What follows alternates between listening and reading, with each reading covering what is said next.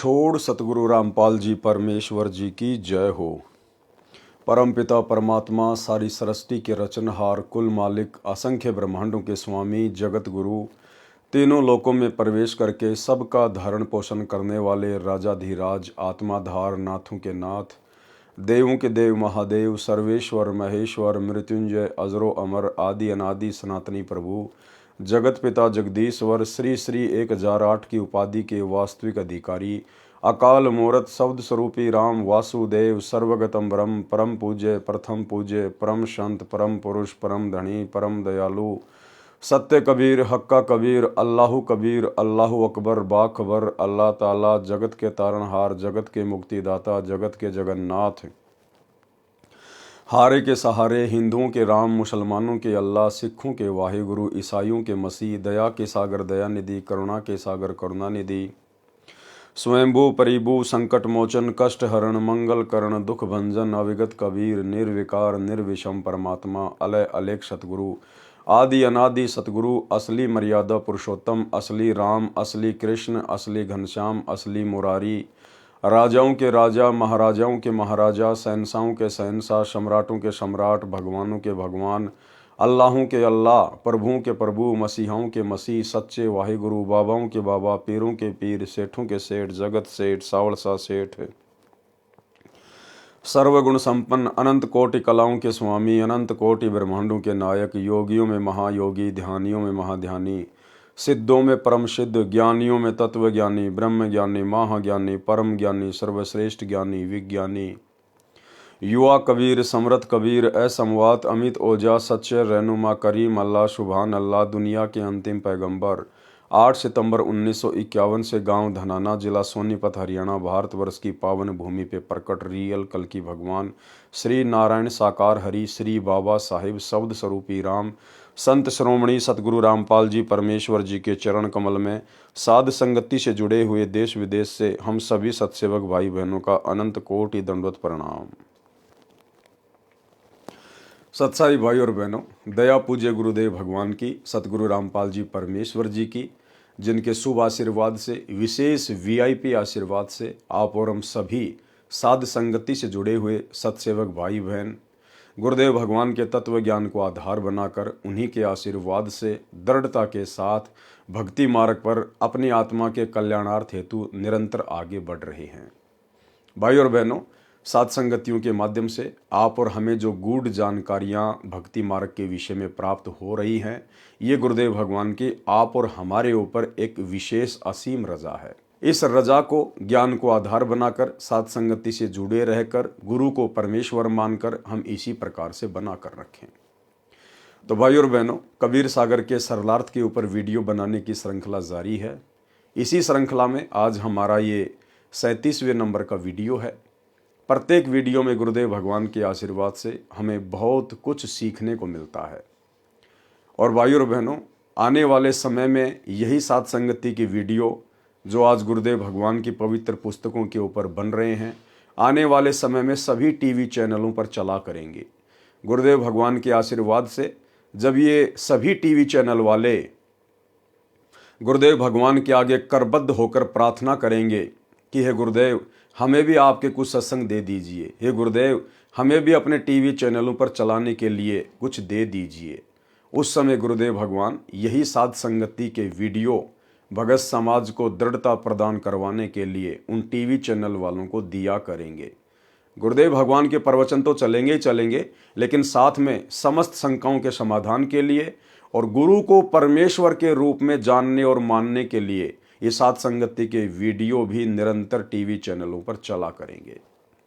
इसलिए गुरुदेव भगवान समय रहते अपनी गैर हाजिरी में अपने विशेष आशीर्वाद से इन वीडियोज को बनवा रहे हैं, ताकि वर्तमान में परमेश्वर की जो विशेष आत्मा होंगी, जिनको परमेश्वर ने सतलोक लेकर जाना होगा अपने रहते सहते, वे आत्माएं भी इन वीडियो को देखकर दृढ़ता प्रदान करें, गुरु को ही इष्ट मानकर अपनी हर आध्यात्मिक क्रिया करें। और गुरुदेव भगवान के सतलोक गमन के पश्चात आने वाली आत्माएं हजारों वर्षों तक दृढ़ता के साथ भक्ति मार्ग पर लगे रहें, इसलिए परमेश्वर वर्तमान में ये विशेष रजा कर रही हैं।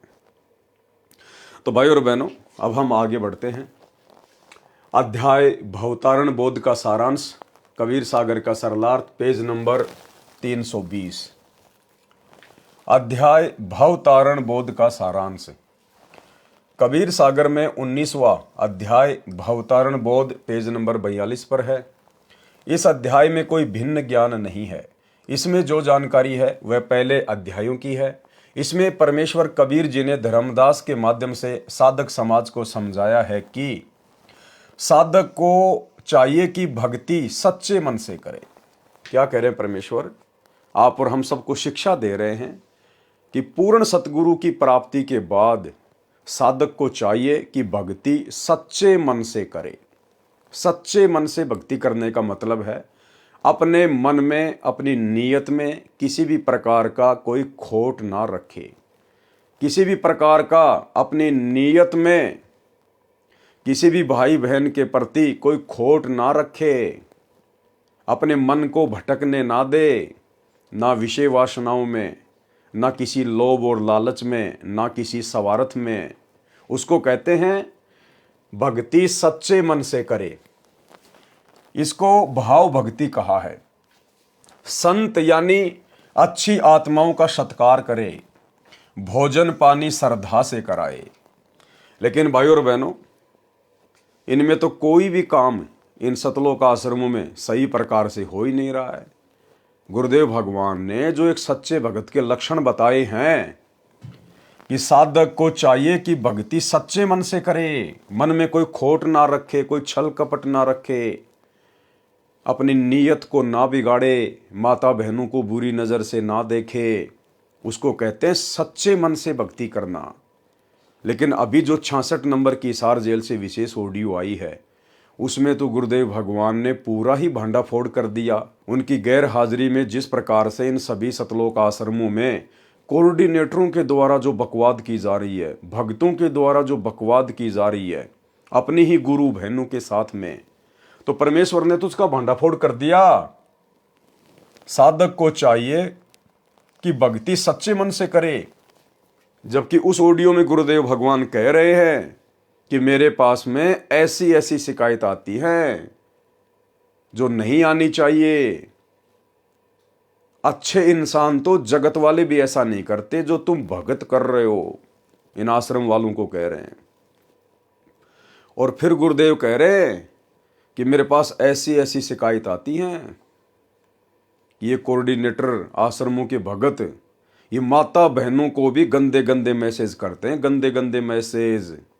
और ऐसे दुष्ट व्यक्ति ना तो कोऑर्डिनेटर कहलाने के अधिकारी और ना भगत कहलाने के अधिकारी। फिर आगे क्या कह रहे परमात्मा? संत यानी अच्छी आत्माओं का सत्कार करें। अच्छी आत्माओं का सत्कार करें। अच्छी आत्मा कौन होती हैं? जो पूर्ण संत से उपदेश ले लेती हैं, उनको अच्छी आत्मा कहा जाता है। आत्मा तो संसार में सभी परमात्मा की है। जो लोग आन उपासना कर रहे हैं वो भी परमात्मा की आत्मा है। लेकिन अच्छी आत्मा किसे कहा है? जो सच्चे गुरु की शरण में आ जाए। तो गुरुदेव कह रहे हैं कि ऐसी आत्माओं के साथ में अच्छा व्यवहार करें, उनका सत्कार करें। लेकिन उसी 66 नंबर की ऑडियो में गुरुदेव भगवान कह रहे हैं कि ऐसी ऐसी शिकायत आई है कि ये कोऑर्डिनेटर भक्तों के साथ में धक्का मुक्की करते हैं, भक्तों को धमकाते हैं, उनको खुड़काते हैं। ऐसा उनको नहीं करना चाहिए।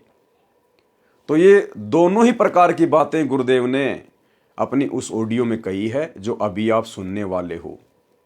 यानी गुरुदेव भगवान तो कह रहे हैं कि साधक को चाहिए कि भक्ति सच्चे मन से करे, जबकि सतलोक आश्रमों में तो विषय वासनाओं की आग लगी हुई है। अरे कोऑर्डिनेटर जो संगत को हैंडल करते हैं, जब कोऑर्डिनेटर ही गुरु बहनों के साथ में गंदी हरकतें कर रहे हैं, बाकी संगत का क्या होगा? और खुद कोऑर्डिनेटर ही अच्छी आत्माओं के साथ में अच्छा व्यवहार नहीं कर रहे इन आश्रमों में भगत भाई बहनों के साथ में। गुरुदेव भगवान कह रहे हैं उनको धमकाते हैं, खुड़काते हैं, बहुत सारी शिकायतें आ रही हैं। ऐसा नहीं करना चाहिए उनको। ये परमात्मा के बच्चे हैं। तुम लोग मजदूर बन के सेवा करो। तुम कोऑर्डिनेटर बन गए तो कोई खुदा थोड़ी बन गए। सुनिए ऑडियो। विचार करना होगा कि हम कौन हैं, कहां से आए। आपस में खेचातानी रखते हो अभी भी भगत हो गए। अच्छे इंसान तो जगत वाले भी ना करते ऐसा जैसे भगत कर रहे हैं। अच्छे इंसान तो जगत वाले भी ना करते ऐसा जैसे भगत कर रहे हैं। अच्छे इंसान तो जगत वाले भी ना करते ऐसा जैसे भगत कर रहे हैं। किसी को छोटी सी सेवा दे देते, कोऑर्डिनेटर बना दिया, वो ने सोचा मैं खुदा बन गया। और इतना शिक्षा तो बने, मजदूर बनो सीखो, मजदूर। और कई देखा है कि कोऑर्डिनेटर या जिसकी जो भी व्यवस्था लगाई जाए तो व्यवहार भी ठीक नहीं करते, धमकान लग जाते, फुरकान लग जाते। और कुछ ऐसी भी शिकायतें आई हैं जो बहन बेटियों के साथ गलत मैसेज भी डालते हैं। तो वो दुष्ट लोग ना तो कोऑर्डिनेटर के योग्य है, ना वो भगत के योग्य। और कुछ ऐसी भी शिकायतें आई हैं जो बहन बेटियों के साथ गलत मैसेज भी डालते हैं। तो वो दुष्ट लोग ना तो कोऑर्डिनेटर के योग्य है, ना वो भगत के योग्य। और कुछ ऐसी भी शिकायतें आई हैं जो बहन बेटियों के साथ गलत मैसेज भी डालते हैं। तो वो दुष्ट लोग ना तो कोऑर्डिनेटर के योग्य है, ना वो भगत के योग्य। तो ऐसा तो संगत माई कुसंगत उपजेगी, और ऐसी कुसंगत होगी फिर हम रखेंगे नहीं उसको खेत में। किसान उस कुबाड़ को पाड़ कर खेत तो बाहर फेंक देता है, तो उसको आप मिशन से निकाल दिया जाया करेगा। सुधर जाओ, एक के नहीं सुनी जाया करती, दिशात्मक शिक्षा दी जाती है, अमल कर लो इन पे। कर्म बतेरे फोड़ लिए, इस ज्ञान का असर क्या हुआ? थोड़ा सा सुख होते हो फिर पक्के एजेंट काल के बन जाते हैं, बकवाद वही करनी, भगवान से दूर हो जाना। थोड़ा सा सुख होते हो फिर पक्के एजेंट काल के बन जाते हैं, बकवाद वही करनी, भगवान से दूर हो जाना। थोड़ा सा सुख होते हो फिर पक्के एजेंट काल के बन जाते हैं, बकवाद वही करनी, भगवान से दूर हो जाना।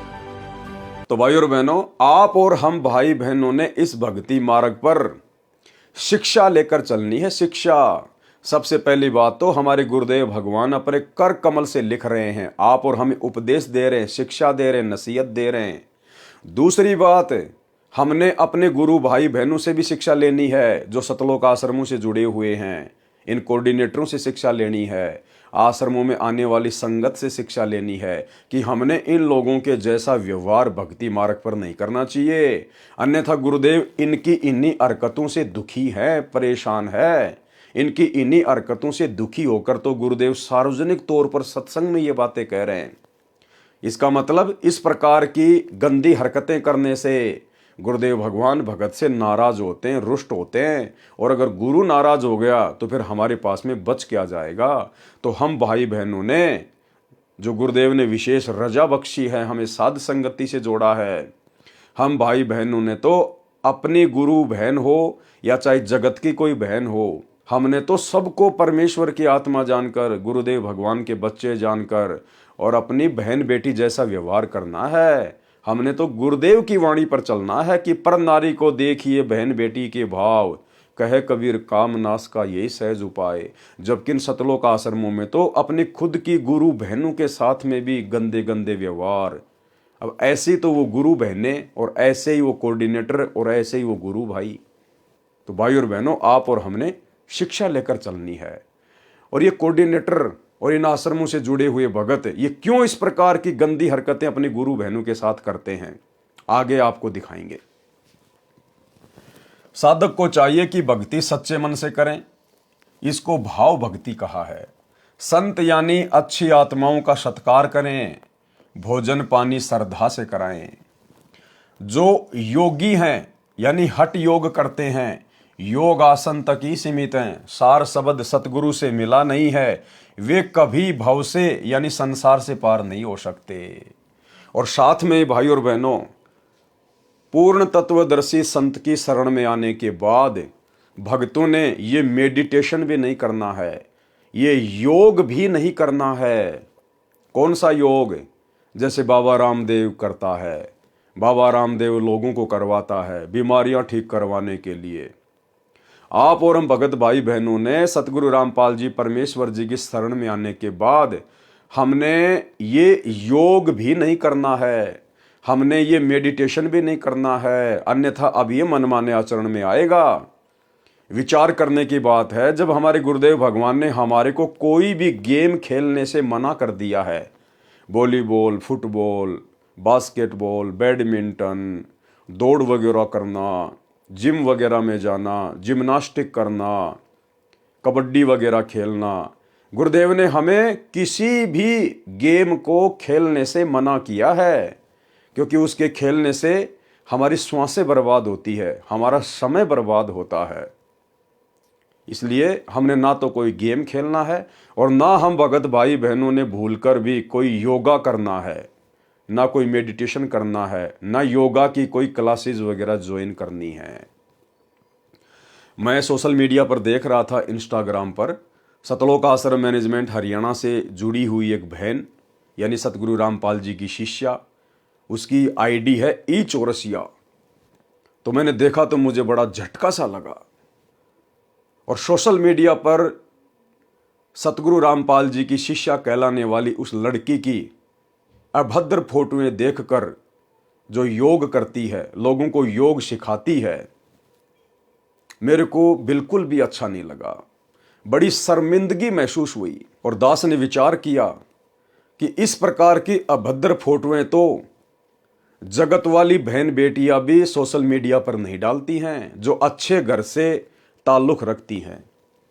और संत रामपाल जी की शिष्या होके एक लड़की योग कर रही है, खुले में कर रही है, पार्क में कर रही है, और अभद्र तरीके से वो फोटोएं फिर सोशल मीडिया पर वायरल कर रही है।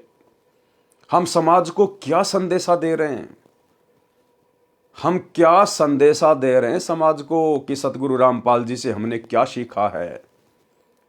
तो ये योग वगैरह भी सतगुरु रामपाल जी परमेश्वर जी की भक्ति प्राप्त होने के बाद में ये जो है बिल्कुल भी हमने त्यागना पड़ेगा। हमने एक नेक भगत बनकर भक्ति करनी पड़ेगी। हम किस लिए योग कर रहे हैं? क्या जरूरत है हमें योग करने की? अगर हम सतगुरु की भक्ति मर्यादा में रह के कर लेंगे तो क्या परमेश्वर हमारे शरीर में किसी प्रकार की कोई तकलीफ आने देंगे? और यदि तकलीफ आ भी गई तो तकलीफ को दूर कौन करेगा? वो योग दूर करेगा या फिर हॉस्पिटल दूर करेगा? और अगर ऐसी कोई तकलीफ आ भी गई तो आप सतलोक आश्रम वाले भाई बहनों को तो दुखी होने की जरूरत है ही नहीं। आप लोगों को तो योग करने की जरूरत है ही नहीं। अरे आपके तो आश्रमों में हॉस्पिटल खुल रहे हैं। धनाना आश्रम में 10 एकड़ जमीन में हॉस्पिटल खुल रहा है। अगर आप लोग बीमार हो भी जाओ, कोई समस्या आ भी जाए, तो आप लोगों के तो आश्रम में 10 एकड़ जमीन में बहुत बड़ा हॉस्पिटल खुलने जा रहा है। आप तो वहां जाके एडमिट हो जाओ, आपका तो फ्री में इलाज होगा, क्योंकि आपसे तो कोई पैसा लिया नहीं जाएगा। तो आप लोगों को भला योग करने की जरूरत क्या है? तो भाई और बहनों, हमने शिक्षा लेनी है। दास आपको ये फोटो दिखा रहा है, ये है वो बहन जिसकी फेसबुक आईडी है ई चौरसिया। ई चौरसिया के नाम से इस बहन की फेसबुक आईडी है। और ये गरीबदास जी की फोटो है, पीछे सतगुरु रामपाल जी की फोटो है, ये स्वामी रामदेवानंद जी महाराज जी की फोटो है। और ये बहन सतलोक आश्रमों में जब समागम होते हैं, कबीर प्रकट दिवस, अवतरण दिवस, गरीबदास जी का बोध दिवस, दिव्य धर्म यज्ञ दिवस, उस समय ये बहन पाठ करती है। पाठ, ये पाठ पर बैठती है। ये बहन आपके सामने है, इसकी फोटो। ये पाठ कर रही है, इस पवित्र सदग्रंथ का पाठ कर रही है। और ऐसे पवित्र सदग्रंथ का पाठ करने वाला कितना पाक और पवित्र होना चाहिए। तो आप इस बहन को आश्रम में देखिए किस प्रकार से बैठी हुई है, बहुत ही सभ्य तरीके से।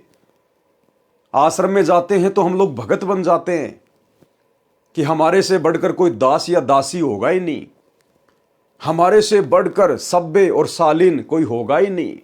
सर पर चुन्नी वगैरह डाल के, बढ़िया ढीले ढीले कपड़े पहन के, नीची नजरें करके हम एक नंबर के भगत बन जाते हैं जब हम आश्रमों में जाते हैं। तो यहां तो ये बहन पाठ कर रही है। और आगे जब मैंने इनकी इंस्टाग्राम आईडी पे देखा, ये देखिए ई चौरसिया। अब देखो ये बहन किस प्रकार से ये अभद्र कपड़े पहनकर, गुरुदेव भगवान ने ये टाइट कपड़े पहनने के लिए माता बहनों को बिल्कुल मना किया है। भगत भाई बहनों को भी टाइट कपड़े पहनने के लिए सबको मना किया है।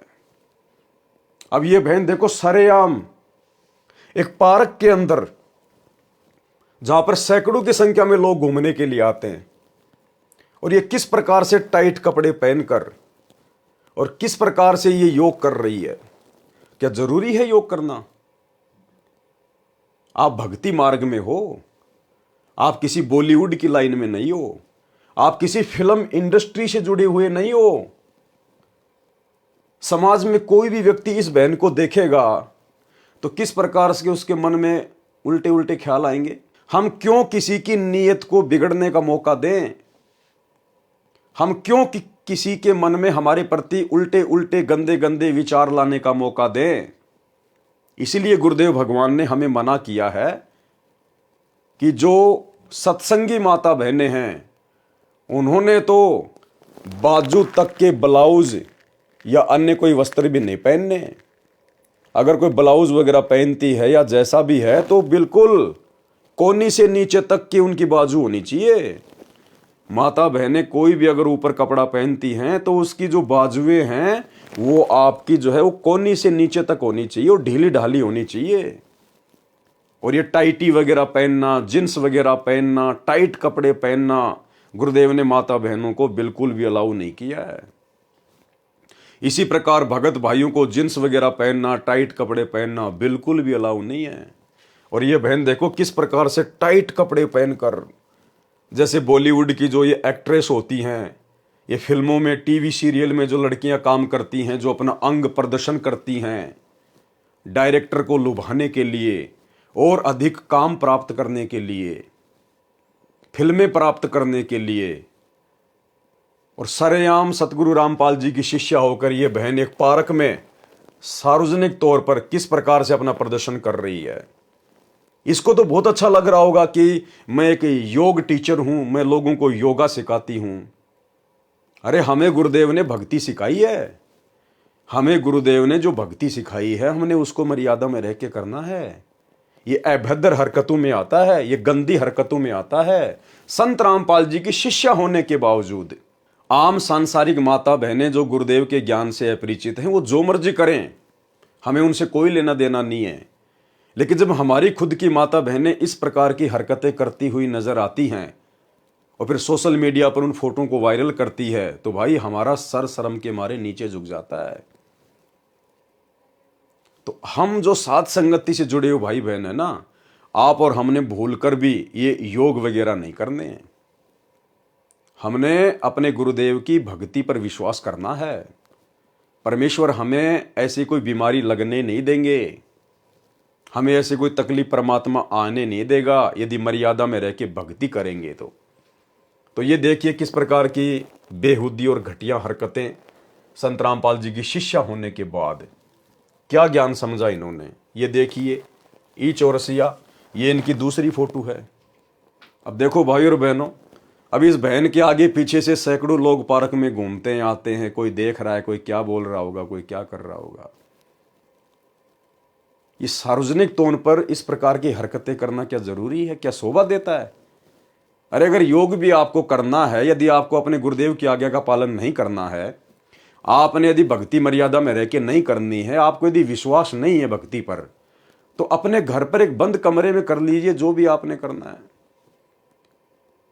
ये संत रामपाल जी के भगत बनकर फिर इस प्रकार की बेहुदा हरकतें, बेहुदा इस प्रकार की एक्टिंग, ये सार्वजनिक तौर पर गार्डन में जाकर, पार्कों में जाकर क्यों करते हो आप लोग? क्यों अपने गुरुदेव भगवान को शर्मिंदा करते हो? तो ये माता बहनों को शोभा नहीं देता है, बिल्कुल शोभा नहीं देता माता बहनों को। ये आने वाले समय में आप और हम सब ने एक शिक्षा लेनी है। आने वाले समय में भगत भाई बहनों ने शिक्षा लेनी है। हमने इस प्रकार की बेहुदा हरकतें बिल्कुल भी नहीं करनी है। ये योगा फोगा वगैरह हमने कुछ नहीं करने हैं। ये एक फोटो और है इस बहन की। बताओ, आप लोगों को दिखाते हुए भी मुझे शर्म आ रही है। आप लोगों को दिखाते हुए भी मुझे शर्म आ रही है किस प्रकार से अपने पैरों को कर रखा है। टाइट कपड़ा पहन के, टाइटी पहन के किस प्रकार से अपने दोनों पैरों को फैला रखा है और फिर सोशल मीडिया पर डाली जा रही है। अब लोग इन फोटो को देखेंगे तो वो लोग किस भाव से देखेंगे? उनके मन में गंदे विचार आएंगे या फिर अच्छे विचार उत्पन्न होंगे? अब बताओ फिर उन कोऑर्डिनेटरों का क्या दोष? सतलोक आश्रमों के कोऑर्डिनेटरों का क्या दोष? उन भक्तों का क्या दोष जिनके विषय में गुरुदेव कह रहे हैं कि अपनी गुरु बहनों को गंदे गंदे मैसेज भेजते हैं? जब हमारी गुरु बहनें इस प्रकार की गंदी गंदी हरकतें करेंगी, इस प्रकार के ये गंदे गंदे पोज अपने मोबाइल से फोटो खींच के सोशल मीडिया पे डालेंगी, तो भगत भाई क्या करेंगे फिर? ये कामदेव तो इन आश्रमों में बैठा ही है, फिर और क्या करेगा बताइए? इसलिए गुरुदेव भगवान ने दुखी होकर सार्वजनिक तौर पर हिसार जेल से आने वाली ऑडियो नंबर 66 में इन सब बातों का जिक्र करना पड़ा कि अभी तो तुम भक्ति के निकट भी नहीं हो, अभी तो भक्ति के निकट भी नहीं हो, और अच्छे इंसान तो जगत वाले भी ऐसा नहीं करते जैसा तुम भगत कर रहे हो। एक अच्छे घराने की, इज्जतदार घराने की माता बहनें भी आपको इस प्रकार से ऐसे पोज में अपनी फोटोएं सार्वजनिक तौर पर सोशल मीडिया पर डालती हुई नजर नहीं आएंगी जो सतगुरु रामपाल जी की शिष्याएं कर रही हैं। क्या हासिल करना चाहती हैं ये माता बहनें? पब्लिसिटी की भूख है क्या? बॉलीवुड की कोई हीरोइन बनना है क्या? भाई और बहनों, साध संगति से जो माता बहनें जुड़ी हुई है, उन माता बहनों को यदि कोई 100 करोड़ रुपए का भी ऑफर करे ना, 100 करोड़ रुपए का ऑफर, कि आपको 100 करोड़ रुपए दिए जाएंगे, या आपको भारत देश का प्रधानमंत्री बना दिया जाएगा, आपको इंद्र का राज्य दे दिया जाएगा, आपको 21 ब्रह्मांड का स्वामी बना दिया जाएगा, आप साथ संगति से जुड़ी हुई माता बहनें हमें एक पोज ऐसा दे दो, एक। वो माता बहनें क्या करेंगे पता है? थू, उसी समय 5 बार थूकेंगी और बोलेंगे भैया पानी पीना तो पी लीजिए, भंडारा करना तो कर लीजिए, अन्यथा यहां से चलते बनिए। आप अपनी गंदी जुबान से ऐसी बातें हमारे घर में दोबारा ना बोलिए। हमारा घर आश्रम है, हमारे आश्रम में इस प्रकार की बातें भी शोभा नहीं देती हैं। ये गंदे कर्म करना तो बहुत दूर की बात है। तो भाई और बहनों, ये विचारणीय विषय है, विचारणीय विषय। इसलिए सतगुरु रामपाल जी भगवान हिसार जेल से आने वाली ऑडियो में दुखी मन से, दुखी आवाज में रोते हुए सत्संग कर रहे हैं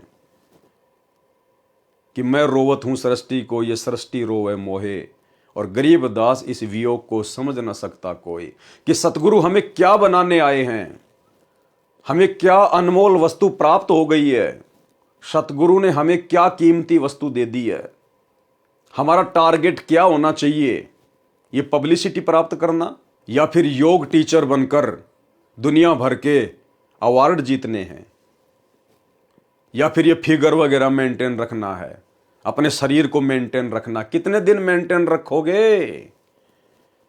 इस हार्ड मास के ढांचे को कितने दिन मेंटेन रखोगे? वो बॉलीवुड की वो पुरानी पुरानी हीरोइन जो अपने जमाने में, अपने टाइम में अपने फिगर को मेंटेन रखा करती थी, आज उनके फिगर को देखते ही उल्टी आती है, उल्टी। तो भाई और बहनों, चाहे सतगुरु रामपाल जी की कोई शिष्या हो, चाहे कोई शिष्य हो, अगर हम लोग भगत बनने के लिए निकले हैं तो भाई भगत बन के दिखाओ अपने गुरुदेव को भगत। तो हम सत्सेवक भाई बहनों ने सतलोक आश्रमों से जुड़ी हुई हमारी गुरु बहनों से, हमारी माताओं से हमने शिक्षा लेनी है। हमने ये भद्दी हरकतें नहीं करनी है सार्वजनिक तौर पर या अपने घर पर, कैसे भी हमने तो सोचना भी नहीं है। हमारे गुरुदेव भगवान अंतर्यामी है। बकवाद चाहे आप अपने घर में बैठकर कर लो या चाहे किसी गार्डन में बैठ के कर लो, गुरुदेव भगवान अंतर्यामी है, उनसे कुछ भी नहीं छुपा हुआ है। तो हम भाई बहनों ने सावधान रहना है, ये गलती हमने बिल्कुल भी नहीं करनी है। इसीलिए तो इन आश्रमों से जुड़े हुए भगत और कोऑर्डिनेटर ऐसी ऐसी गंदी हरकतें देखकर, ऐसे ऐसे अश्लील पोज देखकर, ये फोटोएं देखकर फिर इनका मन करता है उनके साथ में प्रेम प्रसंग की बातें करने के लिए, उनको अपनी तरफ लुभाने के लिए, क्योंकि भगत के तो कोई लक्षण इनमें दिखाई दे नहीं रहे। तो बताओ फिर कोऑर्डिनेटर कहां से भगत बन जाएंगे? वो कहां से राजा हरिश्चंद्र बन जाएंगे जब हमारी खुद की गुरु बहनें ही मलाइका अरोड़ा बन के घूम रही हैं? भाई और बहनों, विचारणीय विषय है, विचारणीय विषय। बुद्धि बिल्कुल ऑफ कर रखी है काल भगवान ने सतलोक आश्रमों से जुड़े हुए भाई बहनों की। तो ये हम आप और हम सभी सत्संग भाई बहनों ने ध्यान रखना है। जो योगी हैं यानी हठ योग करते हैं, योग आसन तक ही सीमित हैं, सार शब्द सतगुरु से मिला नहीं, वे कभी भव से यानी संसार से पार नहीं हो सकते। जो दान करते हैं और सतगुरु से सच्चा भक्ति मंत्र प्राप्त नहीं है तो उनका मोक्ष नहीं है, केवल दान का फल अगले जन्म में मिल जाएगा। आवश्यक नहीं है कि वह फल मनुष्य जन्म में ही मिलेगा, वह फल कुत्ते घोड़े गाय भैंस आदि के जन्म में भी मिलेगा। यदि सतगुरु से सत्य साधना प्राप्त है और भक्ति करता है, दान भी देता है, तो उसका मोक्ष हो जाता है। उसको दान का फल इसी जन्म में भी आवश्यकता अनुसार मिलता है। अब आगे की लाइन को ध्यान से पढ़ना। यदि किसी कारण से मोक्ष प्राप्त नहीं हुआ तो पुनर्जन्म मानव का मिलता है, वह दान अगले जन्म में मानव शरीर में मिलता है। विचार करना भाई और बहनों, साध संगति में कही गई प्रत्येक बातों का समर्थन आपको अब यहां गुरुदेव के कर कमल से लिखित इन पुस्तकों में मिलता चला जाएगा। दास आप सभी भाई बहनों को बार बार कहता है और जोर देकर कहता है कि भाई और बहनों, अब हमने गलतियां करने से बचना चाहिए, बल्कि हमने गलतियां करने की सोचनी भी नहीं चाहिए। जब तक सतगुरु रामपाल जी परमेश्वर जी के चरण कमल इस धरती पर हैं, तब तक ही मोक्ष के दरवाजे खुले हुए हैं। जिस दिन ये सतगुरु अपनी लीला समेट कर और इस पृथ्वी लोक से संत रूप में जो आए हुए हैं, सतगुरु रूप में जो आए हुए हैं, जिस दिन ये गवन कर गए, उसके बाद मोक्ष की उम्मीद मत करना। इसलिए परमात्मा कहते हैं कि ये थोड़ा सा समय मिला है तुम्हें, थोड़ा सा समय, ये प्राइम टाइम। अब क्या कह रहे हैं परमात्मा? यदि किसी कारण से मोक्ष प्राप्त नहीं हुआ, भाई क्यों नहीं होगा मोक्ष प्राप्त? जिन भाई बहनों को यह शंका है कि ये पवन दास तो ऐसे ही अंट संट बोलता है, अरे गुरुजी ने कह रखा है ये भक्ति मार्ग हजारों साल तक चलेगा, हजारों साल तक, और 1000 साल तक आत्माएं मोक्ष प्राप्त करेंगी। अगर ऐसा होता, मार्ग तो हजारों साल चलेगा, और यदि मोक्ष 1000 साल होना होता तो परमात्मा यहां पर यह बात नहीं लिखते, यदि किसी कारण से मोक्ष प्राप्त नहीं हुआ तो पुनर्जन्म मानव का मिलता है, वह दान अगले जन्म में मानव शरीर में मिलता है। यदि किसी कारण से मोक्ष प्राप्त नहीं हुआ, भाई क्यों नहीं होगा? मान लीजिए आपका इस मानव जन्म में मोक्ष नहीं हुआ, तो फिर से आपको मानव जन्म मिलेगा। उसमें भी नहीं हुआ तो तीसरा जन्म भी मानव का मिलेगा, उसमें तो मोक्ष हो ही जाएगा, क्योंकि ये तो हजारों साल चलेगा परमात्मा का मार्ग, हजारों साल तक आत्माएं मोक्ष प्राप्त करेंगी। तो एक जन्म में नहीं हुआ तो दूसरे में हो जाएगा, तीसरे में हो जाएगा, चौथे में हो जाएगा, 5वें में हो जाएगा। 1000 साल में कम से कम 100 तो मानव जन्म मिलेंगे। फिर गुरुदेव ये बात क्यों कह रहे हैं कि यदि किसी कारण से मोक्ष प्राप्त नहीं हुआ तो, अरे क्या 100 जन्म में भी मोक्ष नहीं होगा? चलो इस जन्म में आपने गलती कर दी, आपका मोक्ष नहीं हुआ, अगला जन्म फिर से आपको स्त्री या पुरुष का मिल गया, किसी भगत के घर में देगा परमात्मा, तो उस जन्म में तो हो ही जाएगा। आपको तो शुरू से भक्ति मिलेगी, आपके माता पिता दोनों भगत होंगे, आप तो मर्यादा में रहोगे, पूरे संसार में सतयुग जैसा माहौल हो जाएगा, हर जगह आपको भगत ही भगत दिखाई देंगे, विरोध कोई आने वाले समय में कोई जो है वो करेगा नहीं, तो मर्यादा टूटेगी नहीं, तो आपका तो दूसरे जन्म में मोक्ष निश्चित है। और दूसरे में नहीं हुआ तो तीसरे में हो जाएगा, चौथे में हो जाएगा, 5वें में हो जाएगा। चलो बात बड़ी करते हैं, 25वें मानव जन्म में तो मोक्ष हो ही जाएगा। और जबकि ये तो सैकड़ों मानव जन्म मिलेंगे हमारे को, 1000 साल में तो सैकड़ों मानव जन्म।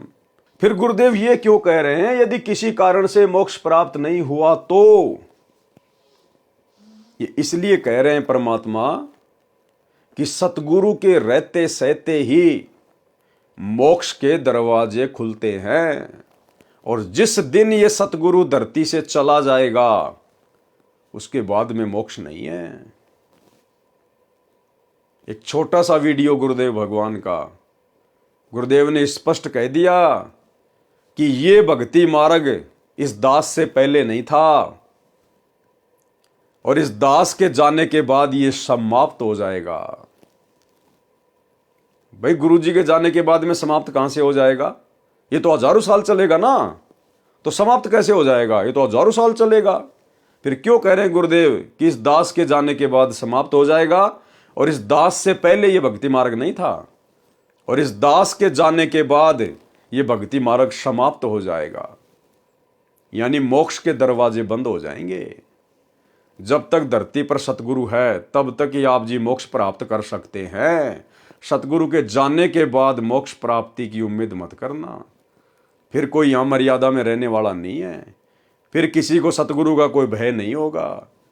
आज मात्र 10 साल के लिए सतगुरु जेल में जाके बैठे, मात्र 10 साल के लिए 20 साल तक ज्ञान दिया और परीक्षा लेने के लिए मात्र 10 साल से जेल में बैठे हैं।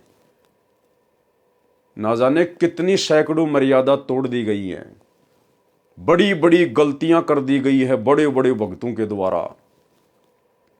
स्टेडियम बनाना, हॉस्पिटल बनाना, गुंडों का समर्थन करना, 5-5 लाख रुपया राजपूत करनी सेना को चंदे के रूप में देना, आरक्षणों में भक्तों को बैठाना, बिरानी आग में झोंक देना, करोड़ों रुपया चंदे के रूप में जाट आरक्षण में देना,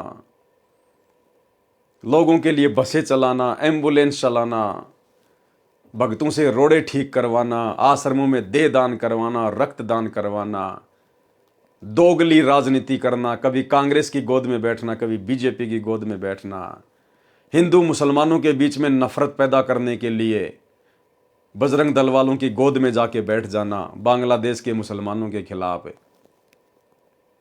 दुनिया भर के कुकर्म, दुनिया भर के उल्टे काम सतगुरु के धरती पर रहते सहते, तो सतगुरु के सतलोक जाने के बाद क्या होगा?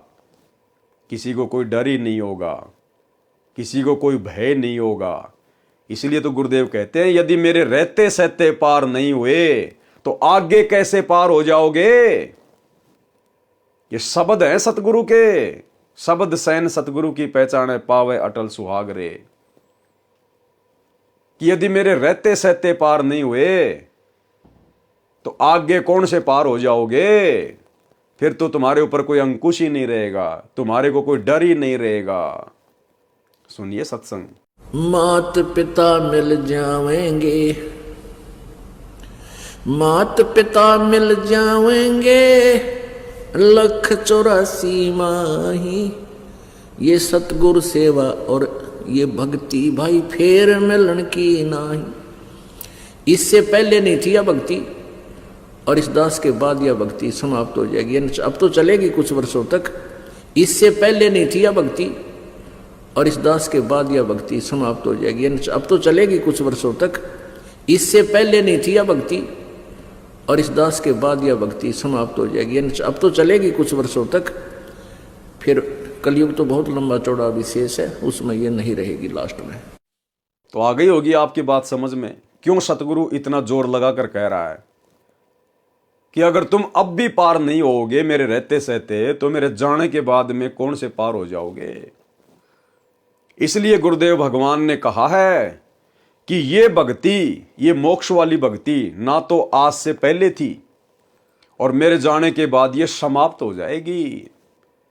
जिस दिन गुरु जी के पावन चरण कमल धरती से उठ गए संत रूप में, उसके बाद मोक्ष की उम्मीद मत करना। इसलिए अगर सिर धड़की बाजी लगानी है, अपना तन मन धन अपने गुरु जी के चरणों में समर्पित करना है तो उनके रहते सहते कर दीजिए, ये मौका फिर नहीं मिलेगा। सुनिए गुरुदेव का सत्संग। चलो मान ले ईब आपने सुख भी हो गया, रह भी गए और कंटिन्यूस 5-6 जन्म आपके मनुष्य के भी हो जाएंगे इस कमाई थे वर्तमान के भक्ति से। और आगे सरदार, क्योंकि आगे घटेगी जब दास यहाँ मौजूद है, अभी गलती करोगे तो आगे कौन से पार हो जाओगे तुम। और आगे सरदार, क्योंकि आगे घटेगी जब दास यहाँ मौजूद है, अभी गलती करोगे तो आगे कौन से पार हो जाओगे तुम। और आगे सरदार, क्योंकि आगे घटेगी जब दास यहाँ मौजूद है। अभी गलती करोगे तो आगे कौन से पार हो जाओगे तुम। अब तो हर तरह से मर्यादा आपको समझाता हूँ, ये बताता हूँ ये गलती मत करो, तुम्हें फाउल पॉइंट बताता हूँ कि ये गलत, ये पॉइंट फाउल है, तेरा नाम खंड हो गया। तो अब भी गुजर रह जाओगे तो फिर आगे कैसे पार होगे तुम। तो अब भी गुजर रह जाओगे तो फिर आगे कैसे पार होगे तुम। तो अब भी गुजर रह जाओगे तो फिर आगे कैसे पार होगे तुम।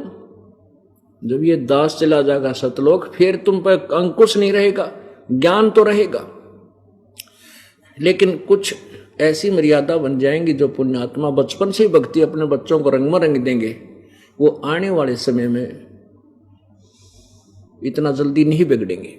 और जो वर्तमान में बिगड़ जाएगा तो आगे गलती हुई पड़ी है उस्ताद।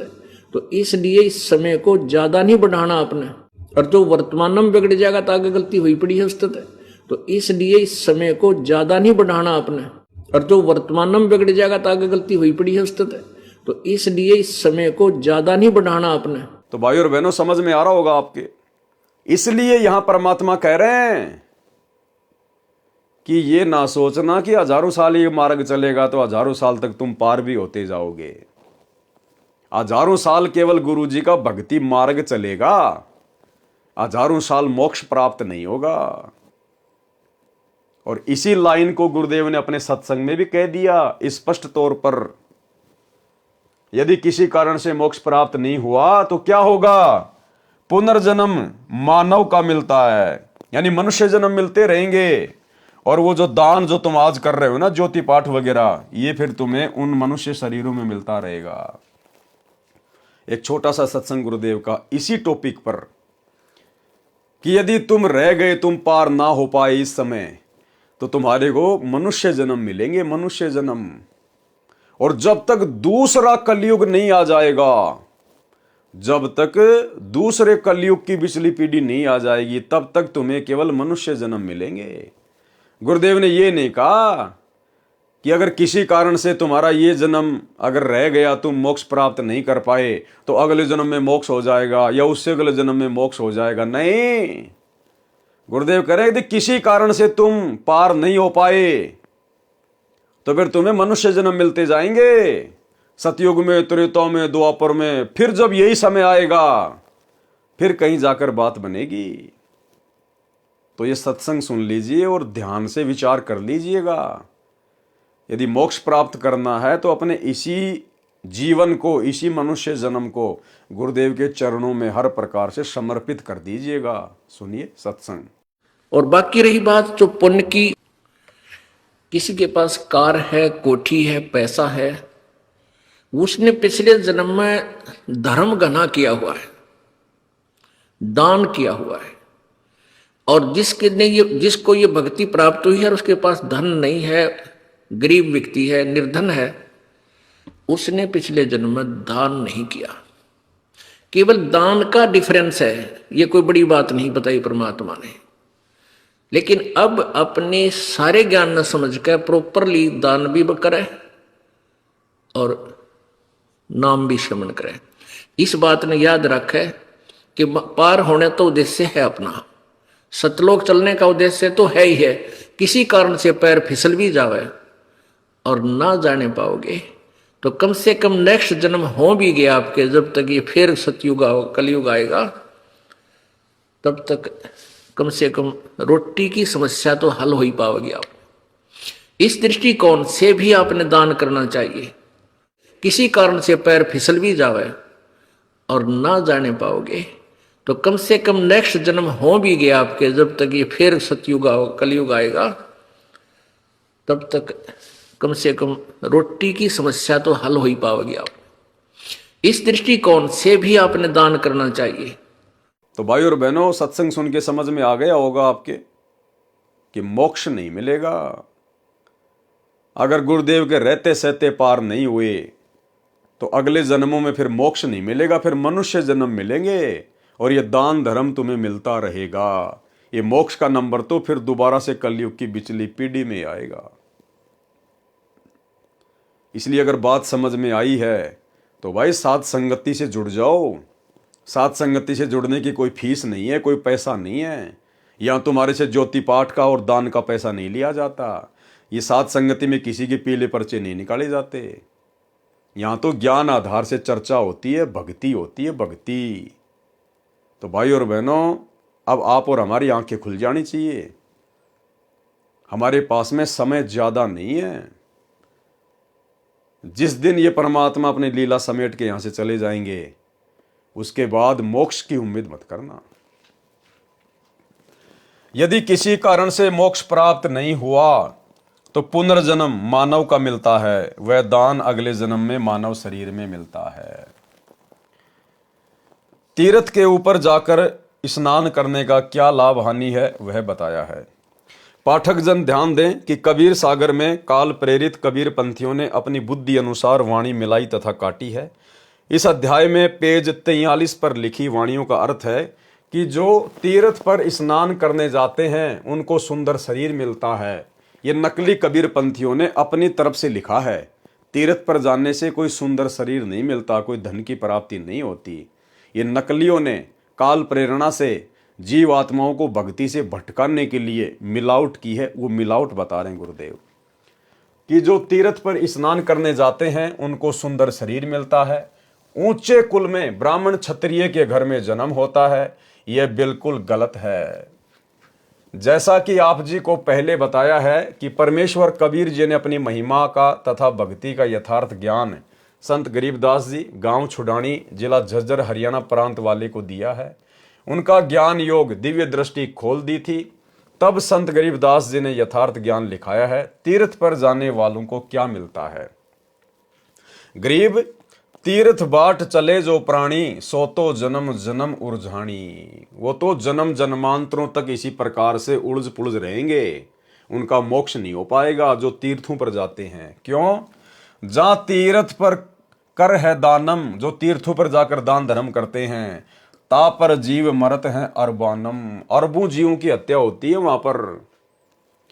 आप जी सैकड़ों किलोमीटर जाते हो तीर्थों की यात्रा के लिए। कोई पैदल जाता है, कोई बस से, कोई ट्रेन से, कोई अपनी पर्सनल गाड़ी से। उस तीर्थ पर जाने का मान लीजिए एक फल मिलता है, और आपने उस तीर्थ पर जाते और आते समय कितने अरबों जीवों की हत्या कर दी आपने, अरबों जीवों की।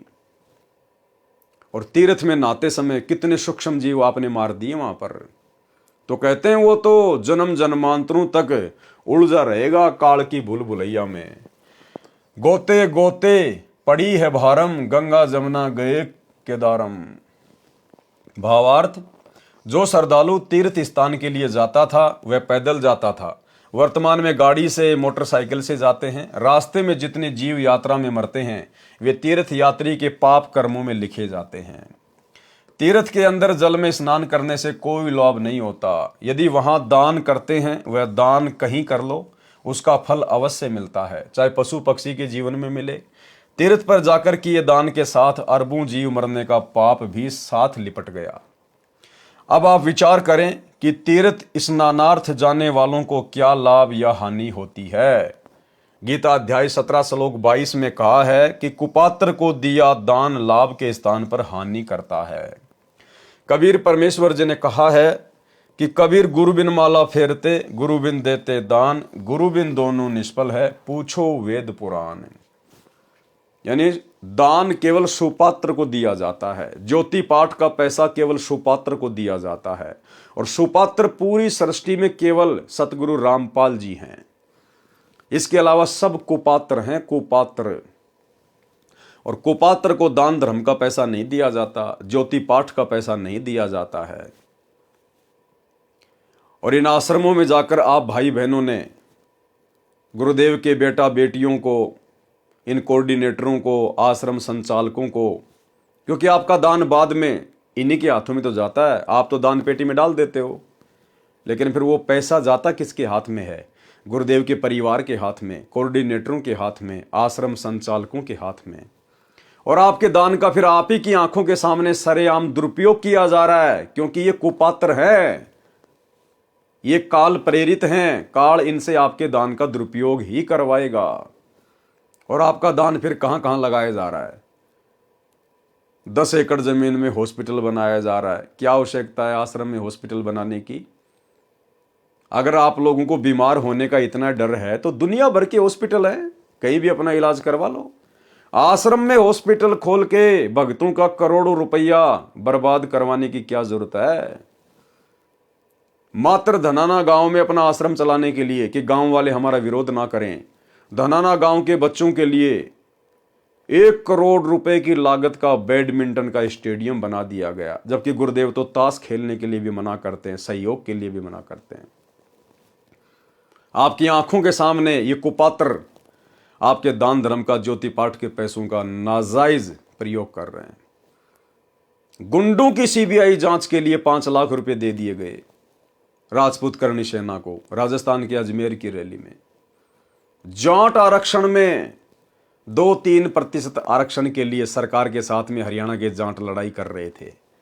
अरे हमने बिरानी आग में जाकर कूदने की क्या आवश्यकता थी भाई? हम भगत हैं, हमने तो सतलोक में चाहिए आरक्षण, सतलोक में। और सतलोक में आरक्षण प्राप्त करने के लिए, जगह प्राप्त करने के लिए हमने धरने देने की जरूरत नहीं है, रैलियां निकालने की जरूरत नहीं है। हमारा बाप जगत सेठ है सतगुरु रामपाल जी, उसके पास कोई कमी नहीं है, कितना ही प्रतिशत आरक्षण ले लो। लेकिन उन जाटों के कहने पर और सतलोक आश्रम मैनेजमेंट हरियाणा ने, इन कोऑर्डिनेटरों ने लाखों की संख्या में भक्तों पर जाट आरक्षण में धरनों पर बैठा दिया। और कभी 11 लाख, कभी 5 लाख रुपए जाट आरक्षण संघर्ष समिति वालों को चंदे के रूप में दिए जा रहे हैं। अब वो जाट क्या करेंगे? वो हुक्का पाड़, वो नशेड़ी, वो राजनीति करने वाले लोग क्या करेंगे आपके दान धर्म का? इसलिए परमात्मा मना करते हैं कि कुपात्र को दान नहीं करना चाहिए, कुपात्र को दान नहीं करना चाहिए। एक कथा है छोटी सी द्रौपदी की, लेकिन शिक्षा बहुत गहरी है। परमात्मा ने बताया कि जब द्रौपदी अपने पिता राजा द्रुपद के घर पर थी, जब वो अनमैरिड थी, वो जनाना घाट पर अपनी सहेलियों के साथ में नहाने के लिए जाया करती थी। पूर्ण परमेश्वर को पता था, क्योंकि द्रौपदी किसी जन्म में उनकी आत्मा थी, उनकी शरण में थी। मालिक को पता था कि इस प्यारी आत्मा की शादी होने के बाद में इसके जीवन में एक ऐसी घटना घटेगी, इसको बेइज्जत किया जाएगा, इसको भरी सभा में नंगा किया जाएगा, चीरहरण होगा। इसलिए परमेश्वर ने पहले ही उससे दान लेना चाहा कपड़े का। और जब द्रौपदी अपनी सहेलियों के साथ में नहाने गई तो द्रौपदी ने देखा कि एक अंधा महात्मा और उस पानी में नहा रहा है, नदी में। द्रौपदी जब नहाकर वापस आई तब भी देखा कि महात्मा तो अभी भी वहीं खड़ा है और हाथ मार रहा है यूं हाथ। कौन था वो महात्मा? कबीर परमेश्वर सतगुरु रामपाल जी। यही परमात्मा अपनी आत्माओं के लिए 100 छल छिद्र करते हैं। 100 छल छिद्र मैं करूं अपने जन के काज। द्रौपदी ने ध्यान से देखा तो पता चला कि महात्मा जी तो नंगा है। नहाते समय इसका जो वस्त्र है वो पानी में बह गया और ये तो शर्म के मारे बाहर नहीं आ रहा। और भाई अगर ये नदी में गहरा चला गया तो डूब भी सकता है। तो द्रौपदी ने क्या किया? अपनी खुद की साड़ी फाड़ी, छोटे छोटे टुकड़े किए ताकि महात्मा जी के हाथ में ये साड़ी का टुकड़ा लग जाए, अपने शरीर पर बांधकर पानी से बाहर आ जाए। गुरुदेव भगवान ने बताया कि द्रौपदी ने 7-8 टुकड़े अपनी साड़ी से फाड़ फाड़ के और महात्मा को देना चाहा, उस पानी में छोड़ा, लेकिन महात्मा जी के हाथ वो टुकड़े नहीं लगे।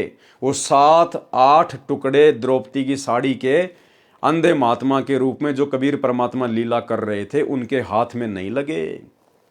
भाई वो तो परमात्मा था, वो तो एक ही टुकड़े को अपने हाथ में पकड़ सकता था, लेकिन जानबूझ के परमात्मा ने आज हम पिछली पीढ़ी वाले भक्तों को दान की महत्वता को समझाने के लिए वो लीला की। 7-8 टुकड़े पानी में बह गए, महात्मा जी के हाथ नहीं लगे। अंत में द्रौपदी ने फिर अपनी साड़ी का एक टुकड़ा पाड़ा और एक लंबी सी एक लकड़ी के सहारे महात्मा जी के हाथ के पास कर दिया। महात्मा जी हाथ मार ही रहे थे, तुरंत कपड़ा पकड़ लिया और अपने गुप्तांग के ऊपर बांधकर और बाहर आ गए और कहा, बेटी जिस प्रकार आज तूने मेरी इज्जत रखी है, ऐसे भगवान एक दिन तेरी भी इज्जत रखे। फिर गुरुदेव ने क्या कहा उस सत्संग में, जो मुख्य बात है, मुख्य पॉइंट है कि पुण्यात्माओं, द्रौपदी ने 7-8 टुकड़े अपनी साड़ी के तोड़ तोड़ के, फाड़ फाड़ के महाराज जी को दिए, लेकिन महाराज जी को जो एक टुकड़ा उनके हाथ में लगा, जो एक टुकड़ा साड़ी का महात्मा के हाथ लगा, उस एक टुकड़े के प्रतिफल में और आगे चलकर परमात्मा ने द्रौपदी का चीर बढ़ाया था। केवल एक टुकड़े के प्रतिफल में, वो एक टुकड़ा ही महात्मा जी के हाथ लगा था और उसी दान के प्रतिफल में फिर द्रौपदी का चीर बढ़ाया था, ना कि वो 7-8 टुकड़े जो महात्मा जी के पास से बह गए लेकिन हाथ नहीं आए, उनके प्रतिफल में नहीं। अरे द्रौपदी ने तो 7-8 टुकड़े भी अपनी साड़ी से फाड़ के फेंके थे, वो भी तो दान ही किया था द्रौपदी ने।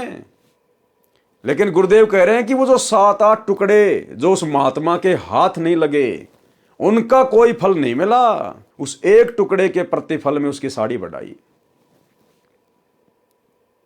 पहले आप ये सत्संग सुन लीजिए भाई और बहनों, सुनिए। धर्म बिना धापै नहीं ये प्राणी प्रपंच, आस बिरानी क्यों कर रत्न दिया हो तो संच। यदि पहले दान किया तो आज मिलेगा, अन्यथा चाहे सिर पटक ले, चाहे कितने किसी प्रकार की तू अन्य साधना कर ले। हाँ, ये मान लीजिए तेरे भाग्य में नहीं है, पूर्व में दान नहीं कर पाया, तो अब आपको तरीका बताया जा रहा है, ऐसे कीजिए। प्रमाण है कि जैसे द्रौपदी ने उसी जन्म में एक अंधे महात्मा को एक बिल्हाता अर्थात 8-9 इंच का एक कपड़ा लंगोट टाइप, कोपीन टाइप बना के पाड़ के दिया था। यानी वैसे तो उसने लगभग सारी साड़ी पाड़ के डाल दी थी नदी में। अंधा महात्मा था, हाथ नहीं लग गया, वह एक लकड़ी के लपेट के उसके हाथ के लगा दी। अर्थात उस इतने के कपड़े का दान का इसी जन्म में भी परमात्मा ने उसको लाभ दे दिया। यानी वैसे तो उसने लगभग सारी साड़ी पाड़ के डाल दी थी नदी में। अंधा महात्मा था, हाथ नहीं लग गया, वह एक लकड़ी के लपेट के उसके हाथ के लगा दी। अर्थात उस इतने के कपड़े का दान का इसी जन्म में भी परमात्मा ने उसको लाभ दे दिया, क्योंकि वो सुपात्र को दान किया गया था। वो परमात्मा कहता है कि जो जन मेरी शरण है ताका हूं मैं दास, गेल गेल ला गया फिरूं जब तक धरती आकाश। तो भाई और बहनों, सत्संग आपने सुन लिया। केवल उस एक साड़ी के टुकड़े के प्रतिफल में ही परमात्मा ने द्रौपदी का चीर बढ़ाया। बाकी जो 7-8 साड़ी के टुकड़े थे जो महात्मा जी के हाथ नहीं लगे, उनके प्रतिफल में नहीं। तो विचार करो, जो भाई बहन इन आश्रमों में जाकर इन कुपात्रों को ज्योति पाठ और दान का पैसा दे रहे हैं, इनको क्या मिलेगा? आपके पूज्य गुरुदेव भगवान तो हिसार जेल में बैठे हैं, परीक्षा का समय, और उनको तो 2 टाइम का खाना सरकार दे रही है, 2 जोड़ी कपड़े शरीर पर पहनने के लिए उनको सरकार दे रही है, छोटी मोटी जो भी सुविधा है उनको सरकार दे रही है।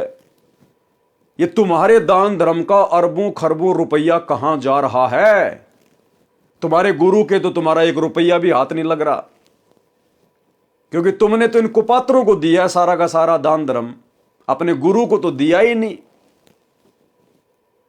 तुम्हारे गुरु के हाथ तो तुम्हारा दान लगा ही नहीं।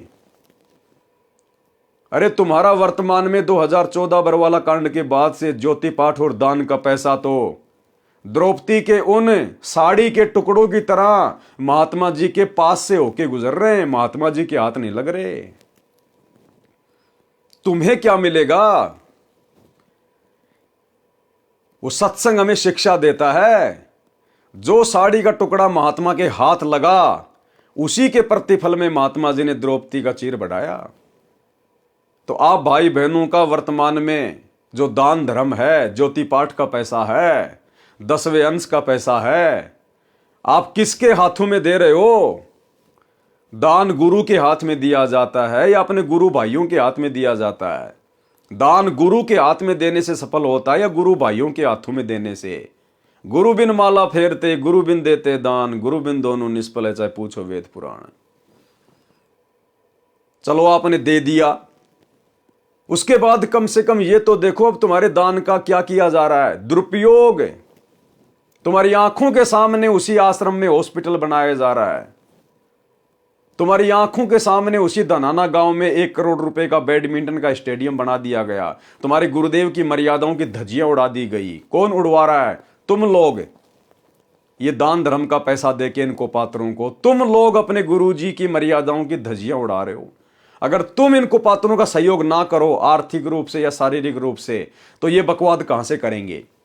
गुरुदेव के परिवार को, इन कोऑर्डिनेटरों को बकवाद करने के लिए सहयोग कौन कर रहा है? संगत। राजनीति की जा रही है आप लोगों के सहयोग से। राजनेताओं की रैलियों में कौन जाता है? एक पीले पर्चे का आदेश सुनकर। कोऑर्डिनेटरों के आदेश से राजनीतियों में कौन जाता है? नेताओं की रैलियों में धक्के कौन खाते हैं? आप संगत वाले। आप लोग सहयोग कर रहे हो, आप दोषी बन रहे हो।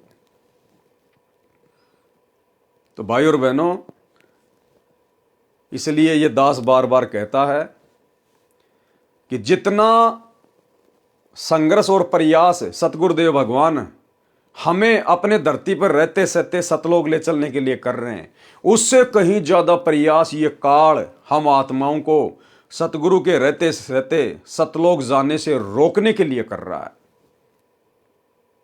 और ये 2014 बरवाला कांड के बाद ये परीक्षा चल रही है। वो समर्थ हिसार जेल में बैठ के यही सब कुछ देख रहा है कि कौन किस लायक है, किसने क्या सीखा है।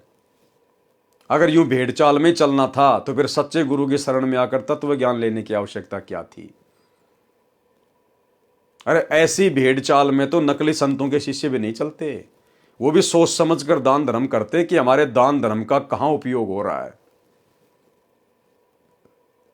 और आप लोगों को तो गुरुदेव ने 4 आंखें दे रखी हैं। 2 तो ये चरम दृष्टि वाली और 2 हृदय की आंखें, आत्मा की आंखें, ज्ञान वाली आंखें, तत्व ज्ञान वाली आंखें। फिर भी आप लोग अंधे बने बैठे हो। भाई परिणाम भोगने पड़ेंगे। गीता अध्याय 17 श्लोक 22 में कहा है कि कुपात्र को दिया दान लाभ के स्थान पर हानि करता है। कबीर परमेश्वर जी ने कहा है कि कबीर गुरु बिन माला फेरते, गुरु बिन देते दान, गुरु बिन दोनों निष्फल है, पूछो वेद पुराण। इंद्रियों को हट करके साधते हैं वह व्यर्थ प्रयत्न है। नाम साधना करने से इंद्रियों पर अपने आप आवश्यक संयम हो जाता है। व्रत करने से आध्यात्मिक कुछ भी लाभ नहीं है। गीता अध्याय 6 श्लोक 16 में कहा है कि हे अर्जुन, ये योग यानी भक्ति न तो बिल्कुल न खाने वाले की यानी व्रत रखने वाले की सफल होती है, और न अधिक खाने वाले की, न अधिक सोने वाले की, न बिल्कुल ना सोने वाले की सफल होती है। सूक्ष्म वेद यानी कबीर परमेश्वर जी की वाणी में कहा है कि गरीबदास जी ने कहा है कि मुझे मेरे सतगुरु कबीर जी ने बताया है कि गरीब प्रथम अंजल संयम राखै, योग युगत सब सतगुरु वाखै। यानी भगत को खाने के ऊपर संयम रखना चाहिए।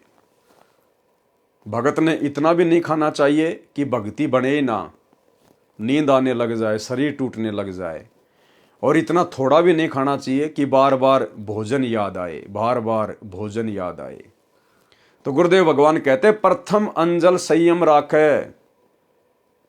हम भगत भाई बहनों ने, हमें जो भंडारा मिलता है अपने घर पर या कहीं पर भी, हमने संयमित होकर खाना है।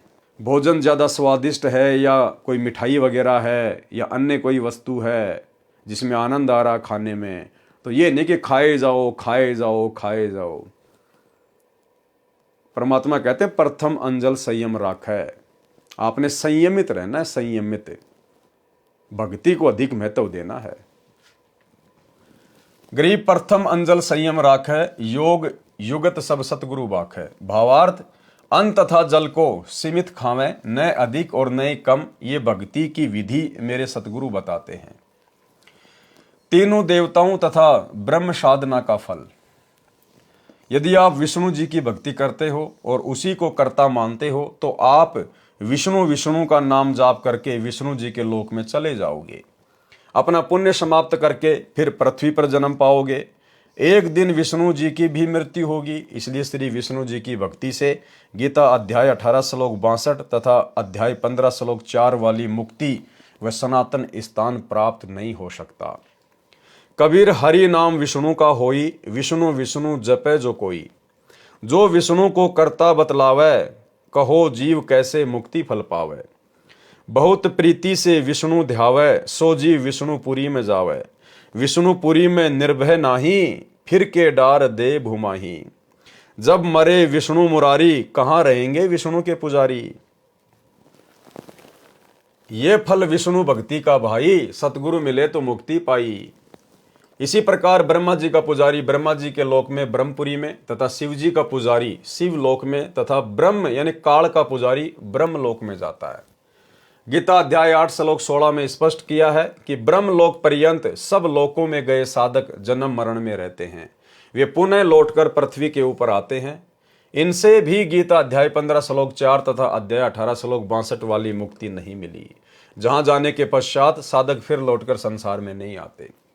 सनातन परम धाम तथा परम शांति प्राप्त होगी। परम शांति उसी को प्राप्त होती है जिसका फिर जन्म कभी न हो, सदा युवा बना रहे, कभी मृत्यु न हो। सब सुर यानी देवता तथा ऋषि मुनि उपरोक्त प्रभुओं की पूजा सेवा करते हैं, इसलिए उनको मोक्ष प्राप्त नहीं होता। ध्रुव प्रहलाद ने भी विष्णु की भक्ति की, उनका भी जन्म मरण रहेगा। 4 मुक्तियों की जानकारी बताई है। क्या कह रहे हैं भाई और बहनों? ध्रुव प्रहलाद ने भी विष्णु की भक्ति की, उनका भी जन्म मरण रहेगा। ध्रुव और प्रहलाद, आज गुरुदेव भगवान हमें उन आत्माओं के उदाहरण देते हैं भक्ति मार्ग पर दृढ़ता के लिए। और भाई और बहनों, वो ध्रुव प्रहलाद भी जन्म मरण में रहेंगे, जन्म मरण में। इस पिछली पीढ़ी में उनका भी उद्धार नहीं है, उनका भी मोक्ष नहीं है। इसलिए गुरुदेव भगवान कहते हैं कि तुम कितनी पुण्य आत्माओं हो, तुम्हारी महिमा मैं भी नहीं कर सकता। ब्रह्मा विष्णु महेश भी तुम्हारे नाखून के बराबर नहीं है भक्ति और पुण्य के मामले में, क्योंकि आप और हम भाई बहन ये सारे दुख, ये सारे जन्म, ये सारे संकट, सारी प्रोसीजर को पार कर चुके हैं। आप और हमारा पूर्ण मोक्ष प्राप्ति वाली लाइन में नंबर है। और यदि इस जन्म को हमने बर्बाद कर दिया, गुरु के रहते सहते यदि हम पार नहीं हो पाए, और पार क्यों नहीं हो पाएंगे? अपनी कमजोरी से नहीं हो पाएंगे। बाकी गुरुदेव ने तो कोई कमजोरी छोड़ी नहीं है, कोई कमी छोड़ी नहीं है। हर प्रकार से परमात्मा ने मोक्ष के प्राइम टाइम में लाके खड़ा कर दिया है। लोहा गर्म है बिल्कुल, सिर्फ चोट मारने की कमी है।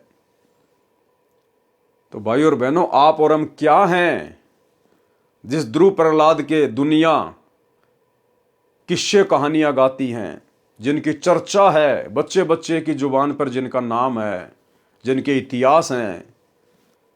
भाई और बहनों, आज वो भी इस मोक्ष प्राप्ति की लाइन में नहीं है, उनका भी इतना सौभाग्य नहीं है जो आप और हमारा है।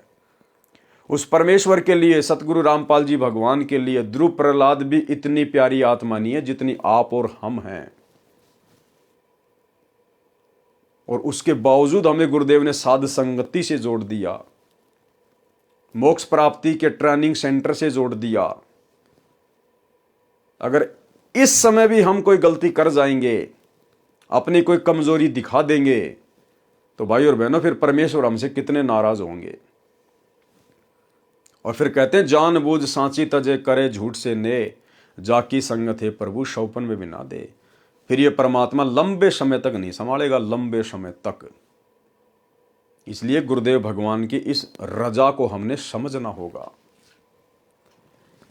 ध्रुव प्रहलाद ने भी विष्णु की भक्ति की, उनका भी जन्म मरण रहेगा। 4 मुक्तियों की जानकारी बताई है। नंबर 1 सामीप्य, नंबर 2 सायुज्य, नंबर 3 सारूप्य, नंबर 4 सालोक्या। ये चारों मुक्तियों को प्राप्त भी जन्म मरण में रहते हैं। और 5वीं मुक्ति है सतलोक वाली मुक्ति, सतलोक वाली मुक्ति। इंद्र का शासनकाल 72 चतुर्युग का होता है। उपरोक्त विवरण 42 से 52 तक का है। उसके पश्चात देवताओं का राजा इंद्र भी मृत्यु को प्राप्त होकर पृथ्वी पर गधे का शरीर धारण करता है। इसलिए परमात्मा आप और हमारी आस्था यहां से हटाना चाहते हैं कि अगर तुम इस पिछली पीढ़ी में रह गए, फिर वो इंद्र तुम ही बनोगे।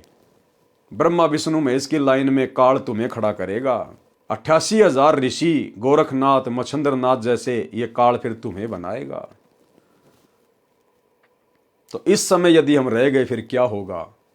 अगर बन गए देवताओं के राजा इंद्र फिर क्या होगा? अपनी सारी भक्ति कमाई बर्बाद करेंगे और फिर गधे से हमारा जीवन शुरू होगा, गधे से। आज हम मनुष्य शरीर में हैं, हम विचार कर सकते हैं गधे का जीवन और एक इंसान का जीवन। आज हमें परमेश्वर ने ये बुद्धि प्रदान की हुई है, हम लोग विचार कर सकते हैं, चिंतन मनन कर सकते हैं, किसी निष्कर्ष पर पहुंच सकते हैं। अन्य योनियों में फिर ये चिंतन मनन करने की हमें फिर ये सुविधा प्राप्त नहीं होगी। इसलिए परमात्मा कहते हैं मानुष जन्म पाई कर खोवे और सतगुरु विमुखा फिर युग युग रोवे।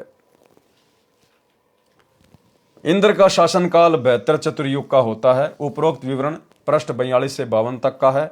उसके पश्चात देवताओं का राजा इंद्र भी मृत्यु को प्राप्त होकर पृथ्वी पर गधे का शरीर धारण करता है। एक हरि की भक्ति बिन राजा गधा होए, माटी लदे कुम्हार की घास न डाले कोई। तो ये देवताओं का राजा भी फिर गधा बनेगा। पृष्ठ 53 पर लिखा है अनाम अक्षर के माही, नी अक्षर कोई जानत नाही। भावार्थ, अनाम कहा जाने वाला सार शब्द अक्षर में है, परंतु वह वेदों, गीता, पुराण में लिखे अक्षर ज्ञान में नहीं है, इसलिए नी अक्षर कहा जाता है। भवतारण बोध पृष्ठ 54 पर धर्मदास जी ने कहा कि मैंने सत्य कबीर नाम आपका जाना। आपने कबीर नाम किस लिए रखा? भवतारण बोध 55 पर परमेश्वर कबीर जी ने उत्तर दिया, कबीर दे नहीं और दर्शय देही, रहे सदा जहां पुरुष विदेही। आदि पुरुष नी अक्षर जाना, देई धर्म प्रकट आना।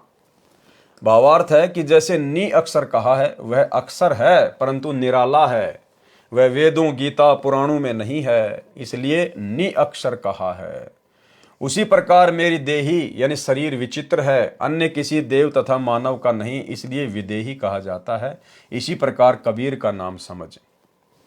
4 युगों में प्रकट होने का वर्णन है। परमात्मा का सतयुग में सतसुकृत नाम रहा है, त्रेता युग में मुनिंदर, द्वापर में करुणामय और कलयुग में कबीर नाम होता है। ऋषि मुनि और असंख्यन वेशा, सत्य ठोर सपने नहीं देखा। ऋषि मुनि तथा अन्य जितने बेशदारी पंथ हैं, किसी ने भी सत्य ठोर यानी सतलोक के दर्शन सौपन में भी नहीं हुए हैं, अर्थात इनको मुक्ति प्राप्त नहीं हुई। भवतारण बोध के पृष्ठ 56 पर विशेष ज्ञान नहीं है, सामान्य ज्ञान है। भवतारण बोध पृष्ठ 57 का सारांश। इसमें 8 कमलों तक का ज्ञान है। प्रथम कमल मूल कमल गुदा द्वार के पास है, ये 4 पंखड़ियों का कमल है, देवता गणेश है। नंबर 2 अनाहत यानी स्वाद कमल, मूल कमल से ऊपर है, 6 पंखड़ियों का कमल है, सावित्री ब्रह्मा इसके देव हैं। नंबर 3 नाभि कमल, ये नाभि के सामने रीढ़ की हड्डी पर बना है, 8 पंखड़ियों का कमल है, लक्ष्मी तथा विष्णु जी देवता हैं। 4 हृदय कमल, ये सीने के दोनों स्तनों के मध्य में रीढ़ की हड्डी के ऊपर है, ये 12 पंखड़ियों का कमल है, पार्वती और शिव इसके देव हैं। नंबर 5 कंठ कमल, ये गले में रीढ़ की हड्डी पर बना है, 16 पंखड़ियों का है, देवी दुर्गा अविद्याबाई इसकी देव है। नंबर 6 छठा कमल त्रिकुटी के तीर यानी किनारे पर है, त्रिकुटी से पहले है, 3 पंखुड़ियां हैं, परमात्मा कबीर रूप में परमेश्वर देव हैं।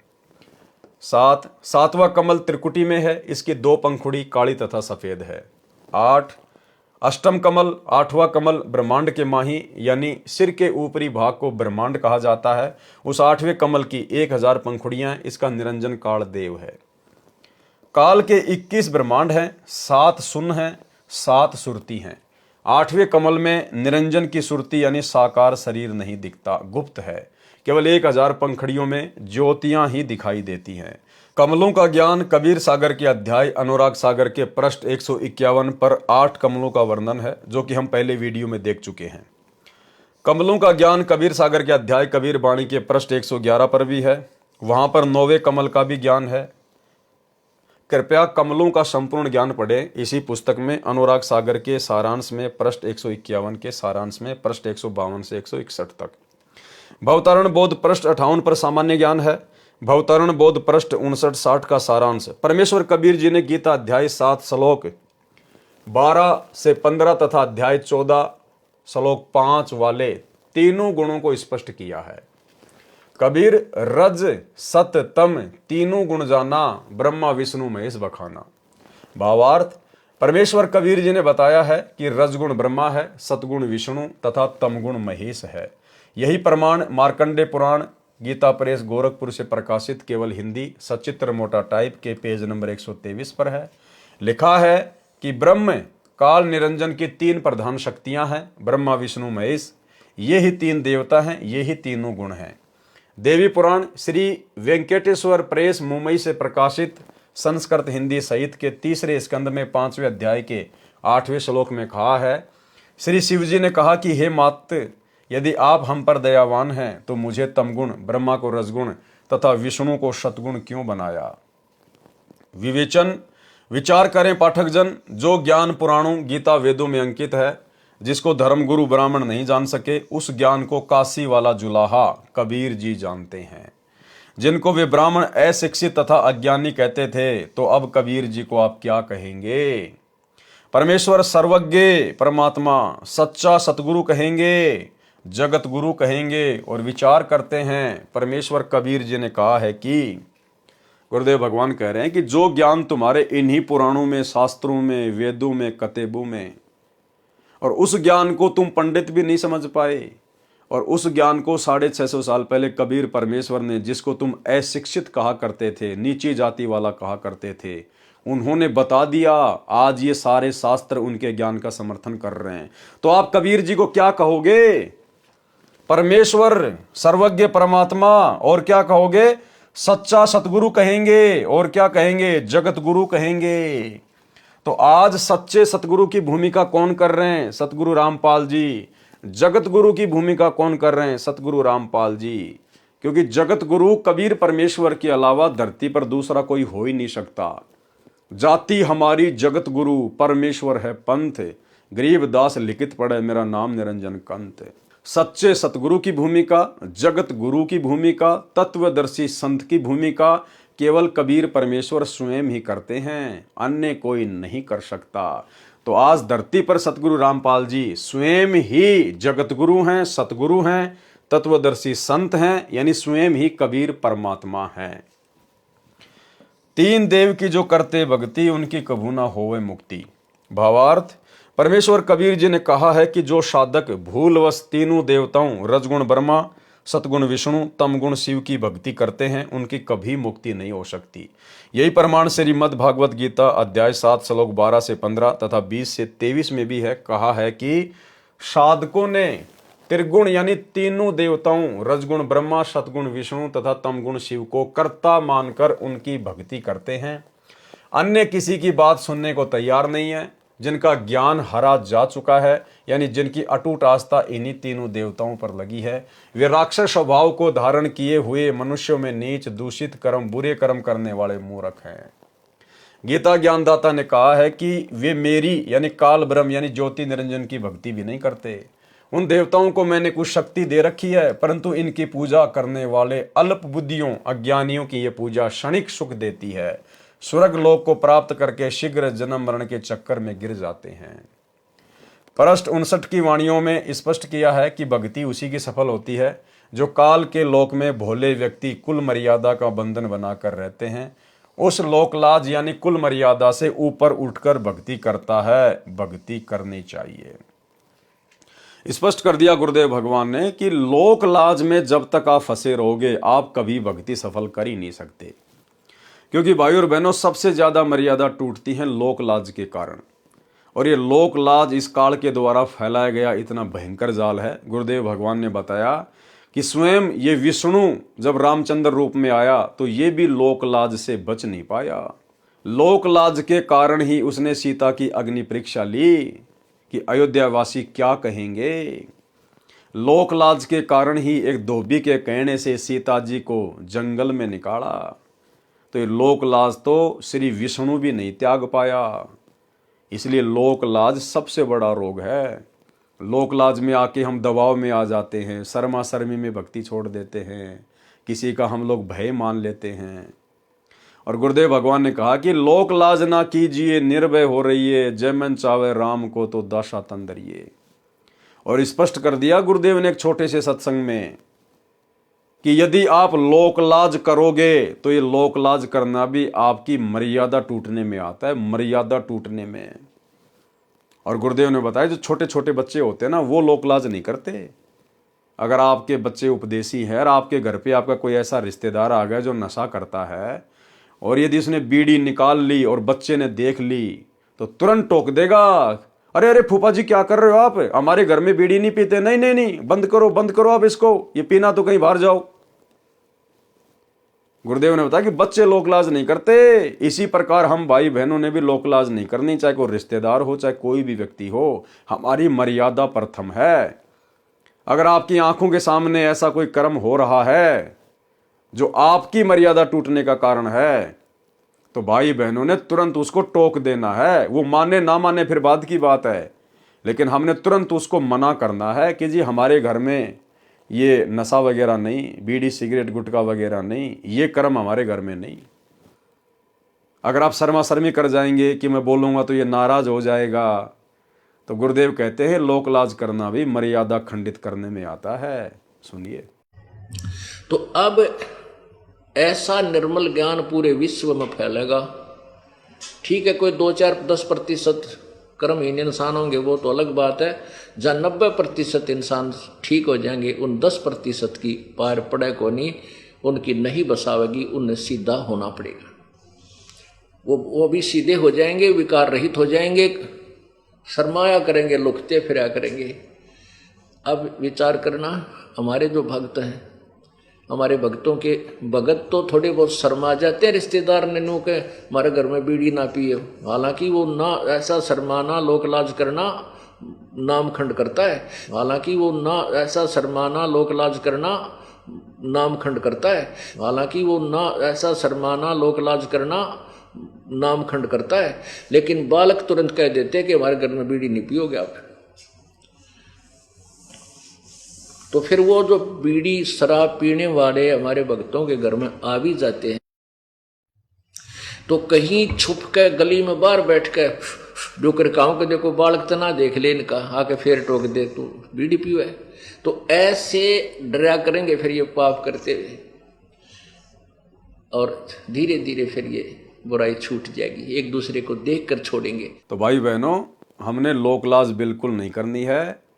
हमारी मर्यादा प्रथम है, हमारी भक्ति प्रथम है। ये समाज प्रथम नहीं है, रिश्तेदार प्रथम नहीं है, हमारी भक्ति और मर्यादा प्रथम है।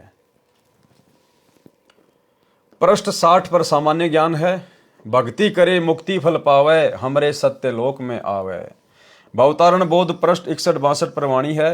माया और ब्रह्म काल अरु रज सततम है त्रिदेव, इन सभी को छोड़कर करो नी अक्षर की सेव। भावार्थ, दुर्गा देवी तथा काल ब्रह्म तथा तीनों देवताओं को इष्ट मानकर भक्ति त्याग कर नी अक्षर यानी पूर्ण परमात्मा की भक्ति आदि नाम सार नाम से करो।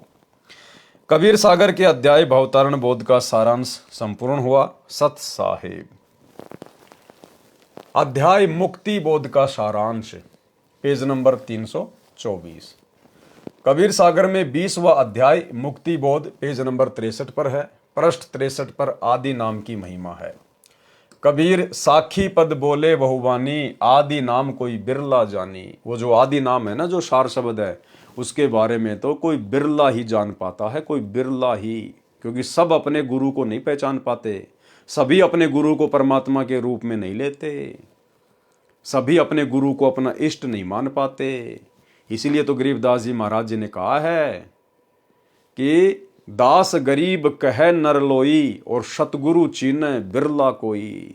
सतगुरु को तो कोई बिरला ही होंगे जो पहचान पाएंगे।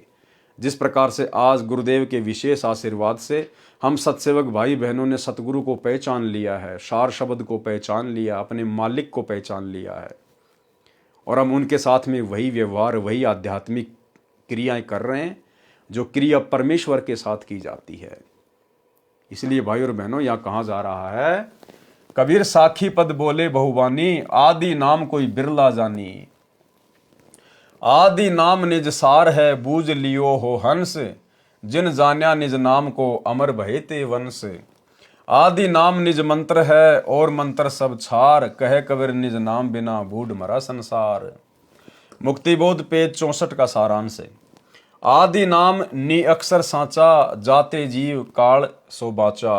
नी अक्षर धुन जहां होई, ताही जपे नर बिरला होई। जाके बल आवे संसारा, ताही जपे नर हो भव पारा। गुप्त नाम गुरु बिन नहीं पावे, पूरा गुरु हो सोई लखावे।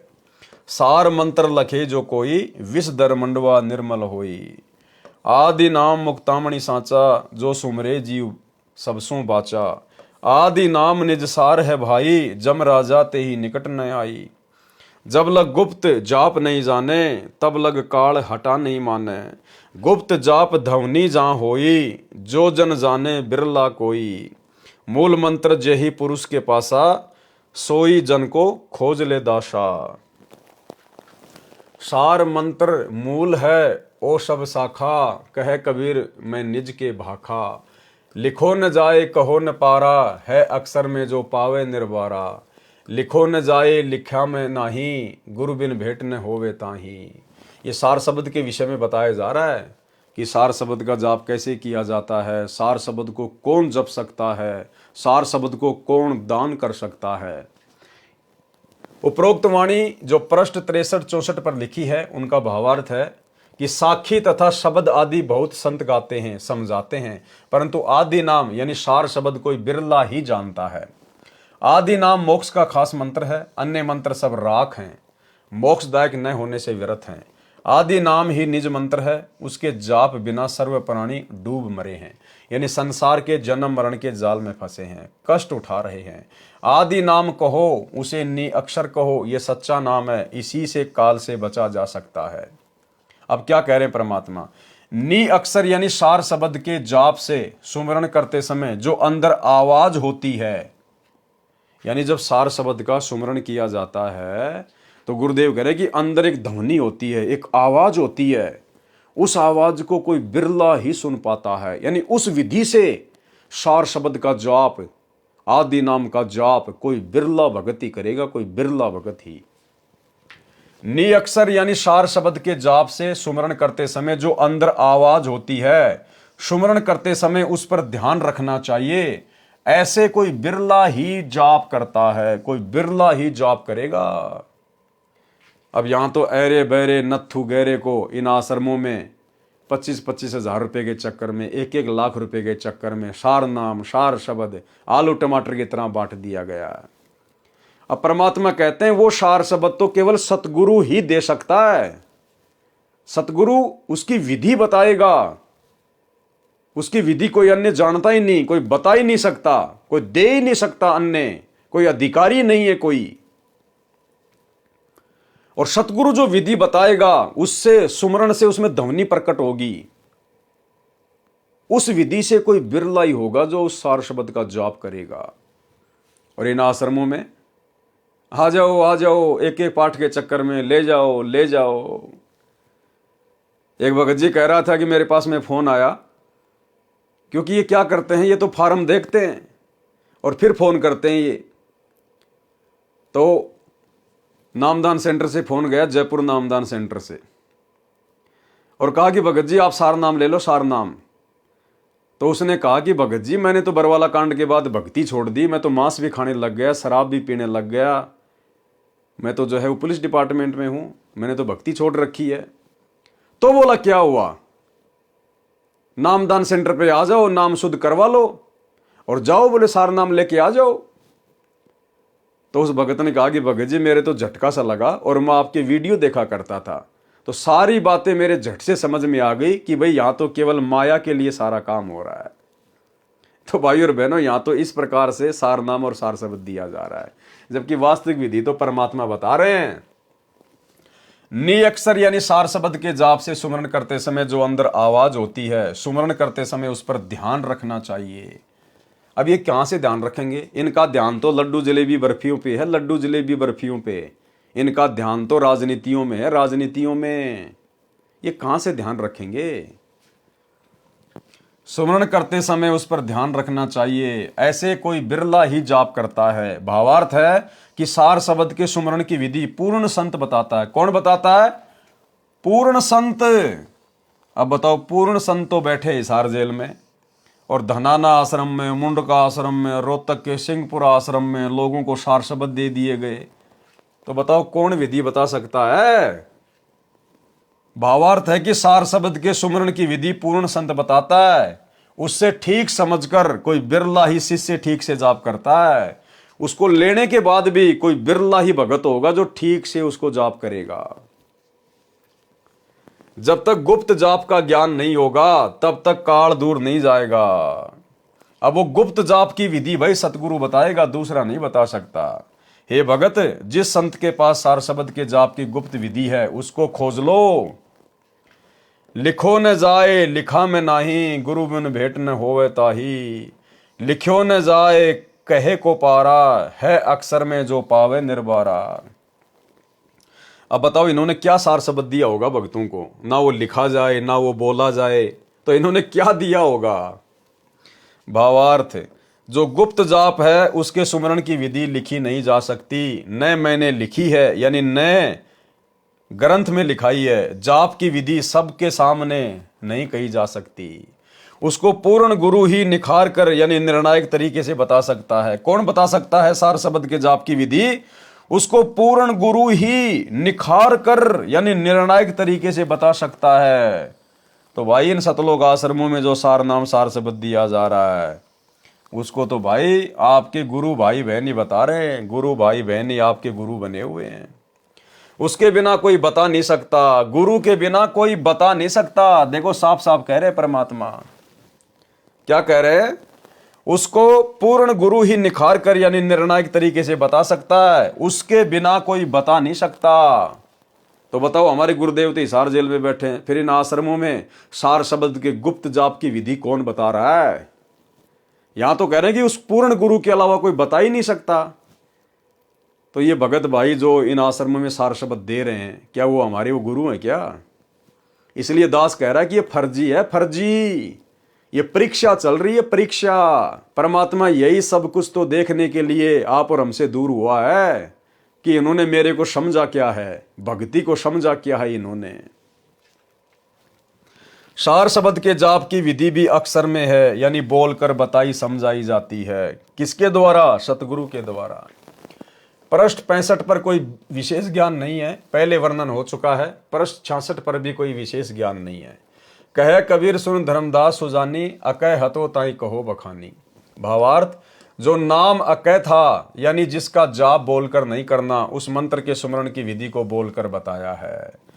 पृष्ठ 67 पर सामान्य ज्ञान है। पृष्ठ 68 पर कोई भिन्न ज्ञान नहीं है। यहां वहां हम दोनों ठाऊं, सत्य कबीर कली में मेरा नाऊ। गुप्त जाप है अगम अपारा, ताही जपे नर उतरे पारा। कबीर जैसे फनपति मंत्र सुन, राखे फन सिकोड़। ऐसे वीरा सार नाम से काल रहे मुख मोड़। सोहम शब्द नी अक्षर बासा, ताही भिन कर जपिय दासा। साखी, जो जन है जोहरी, लेगा शब्द बिलगाए। सोहम सोहम जप मरे, मिथ्या जन्म गवाए। भावार्थ, परमेश्वर कबीर जी ने स्पष्ट किया है कि मैं दोनों स्थानों पर हूं। यहां पृथ्वी पर सतगुरु रूप में तथा सतलोक में सत्य पुरुष रूप में। क्या कहा कबीर परमेश्वर ने? कि मैं दोनों जगहों पर हूं।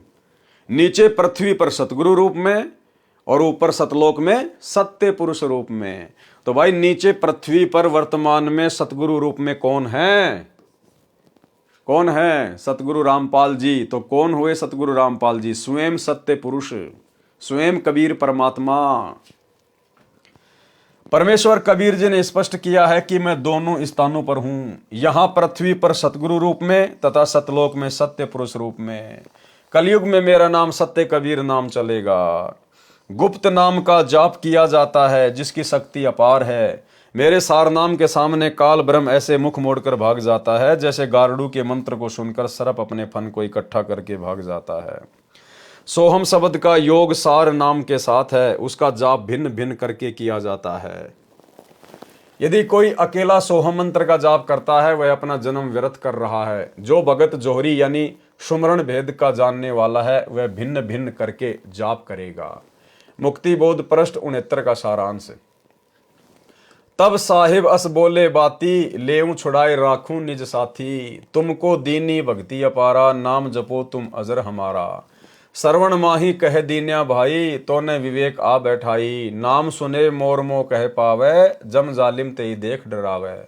सब कहे नाम सुनाऊं, जो आवे हम पास। शब्द हमारा सत्य है, मानो दृढ़ विश्वास। भावार्थ, धर्मदास जी ने बताया कि मेरे को परमेश्वर कबीर जी ने ऐसे कहा कि जो मेरा नाम जपता है उसको काल से छुड़ाकर अपने पास रखूंगा। जो मेरा नाम सतगुरु से सुनकर जाप करेगा वह मेरे पास आएगा। मैंने तेरे कान में आदि नाम बोलकर सुना दिया है, उसका विवेक करा दिया है। जब मैं कबीर परमेश्वर तेरे को नाम दान का आदेश दूंगा, तब वह सार नाम अधिकारी को नाम सुनाओ। इस बात का विश्वास रख धर्मदास, हमारा मोक्ष मंत्र सत्य है। पृष्ठ 70 पर सामान्य ज्ञान है। मुक्ति बोध पृष्ठ 71 पर। जिन जिन नाम सुना है काना, नरक न परे होई मुक्ति निदाना। आदि नाम जय श्रवण नाही, निश्चय सो जीव जम घर जाई। अक्सर गुप्त सोई में भाखा, और शब्द सवाल अभिलाषा। भावार्थ, परमेश्वर कबीर जी ने कहा कि जिन जिन के कान में सार नाम पड़ा है, यानी जिनको सार नाम सुनाया गया है, जैसे कई भगत आसपास बैठे हों तो सार शब्द कान में सुनाया जाता है। जब अधिक भगत सार नाम लेने वाले हैं तो ऊंचा बोलकर सुनाया जाता है, वह भी कान में सुनाना ही कहा जाता है। जिन जिन ने नाम सुन लिया यानी प्राप्त कर लिया, वे काल जाल में नहीं रहेंगे, वे नरक में नहीं गिरेंगे, उनकी अवश्य मुक्ति होगी। जिनके कान में सार शब्द नहीं सुनाया गया, यानी जिनको सार नाम पूर्ण गुरु से प्राप्त नहीं हुआ, वे अवश्य यमलोक में जाएंगे। जो गुरु कहते हैं कि सार नाम को बोलकर नहीं सुनाया जाता, आत्मा में प्रवेश किया जाता है, वे गलत कहते हैं। जो गुप्त अक्षर यानी गुप्त सार नाम अक्षर में है, वह मैंने बोल सुनाया है। मुक्ति बोध पृष्ठ 72 का सारांश। जब लग भक्ति अंग नहीं आवा, सार शब्द कैसे को पावा। सत्य नाम श्रवण में वो से, जो माता बालक कह पोसे। भावार्थ, परमेश्वर कबीर जी ने स्पष्ट किया है कि जब तक प्रथम नाम तथा सतनाम के जाप से भगत के शरीर में भक्ति प्रवेश नहीं होगी, यानी दोनों मंत्रों की भक्ति कमाई संग्रह नहीं होगी, उसको सार शब्द कैसे दिया जा सकता है। सत्य नाम जो 2 अक्षर का है, उसको भी बोलकर सुनाया जाता है, कान में सुनता है, यानी सब मंत्र कहे और सुने जाते हैं। नाम के जाप से आत्मा को ऐसे बल मिलता है जैसे बालक का माता के दूध से पोषण होता है। मुक्ति बोध का पृष्ठ 73 का सारांश। इस पृष्ठ पर भी सामान्य ज्ञान है। जब लग सार नाम गुरु नहीं बतावे, तब लग प्राणी मुक्ति नहीं पावे। जब लग सार नाम गुरु नहीं बतावे। अब बताओ, यहां तो हमारे गुरु भाई बता रहे हैं इन आश्रमों में, तो सार नाम बिन सीप बिन मोती, उपज खपे बिना हर खेती। आदि नाम है अक्षर माही, बिन गुरु नरक छूटे नाही। सोहम में नी अक्षर रहाई, बिन गुरु कौन दे है लखाई। भावार्थ, जब तक शिष्य सार शब्द को प्राप्त करने योग्य नहीं होता तो उसको सार शब्द नहीं दिया जाता। जब तक सार शब्द नहीं मिलेगा तब तक मोक्ष नहीं हो सकता। आदि नाम अक्षर में है और उसको गुरु से प्राप्त किए बिना काललोक का नरक का जीवन नहीं छूटता, यानी मोक्ष प्राप्त नहीं होता। सोहम शब्द के साथ सार शब्द का संयोग है, उसको गुरु ही शिष्य को बताता है, अन्य किसी को तो सार शब्द का ज्ञान भी नहीं होता। देखो क्या कह रहे हैं गुरुदेव, उस सार शब्द को कौन बताता है? उसको गुरु ही शिष्य को बताता है, अन्य किसी को तो सार शब्द का ज्ञान भी नहीं होता। जबकि इन आश्रमों में तो सारे ज्ञानी बन के बैठे हैं, भगत ही भगतों को सार शब्द दे रहे हैं। सार शब्द बिना तो ये मानव शरीर ऐसा है जैसे सीप में मोती न हो तो उसकी कोई कीमत नहीं होती। इसी प्रकार मानव शरीरधारी प्राणी सार शब्द बिना व्यर्थ जीवन जीता है। मुक्ति बोध पृष्ठ 74 का सारांश। इस पृष्ठ पर भी सामान्य ज्ञान है जो पूर्व के अध्याय में वर्णन किया जा चुका है। इससे वाणी लेकर सार निकालता हूं। जाको है गुरु का विश्वासा, निश्चय जाए पुरुष के पाशा। अक्षर आदि निज नाम सुनाऊं, जना मरण का भ्रम मिटाऊं। सोहम संग आए संसारा, सो गुरु दीजे मोहे उपचारा। पृष्ठ 75 का सारांश। इस पृष्ठ पर भी सामान्य ज्ञान है, कुछ वाणी लेता हूं। सार नाम को नियक्षर इसलिए कहा है, अकय अनाम पुरुष जब रहे हूं, नाम नियक्षर तासे भय हूं। आदि नाम का सुमरण किया जाता है। आदि नाम को सुमरे कोई, सुर नर मुनि इंद्र वस होई। 5 25 3 गुण एक महल में राखे, आदि नाम अनभय उचारो, तन मन धन सो चाख।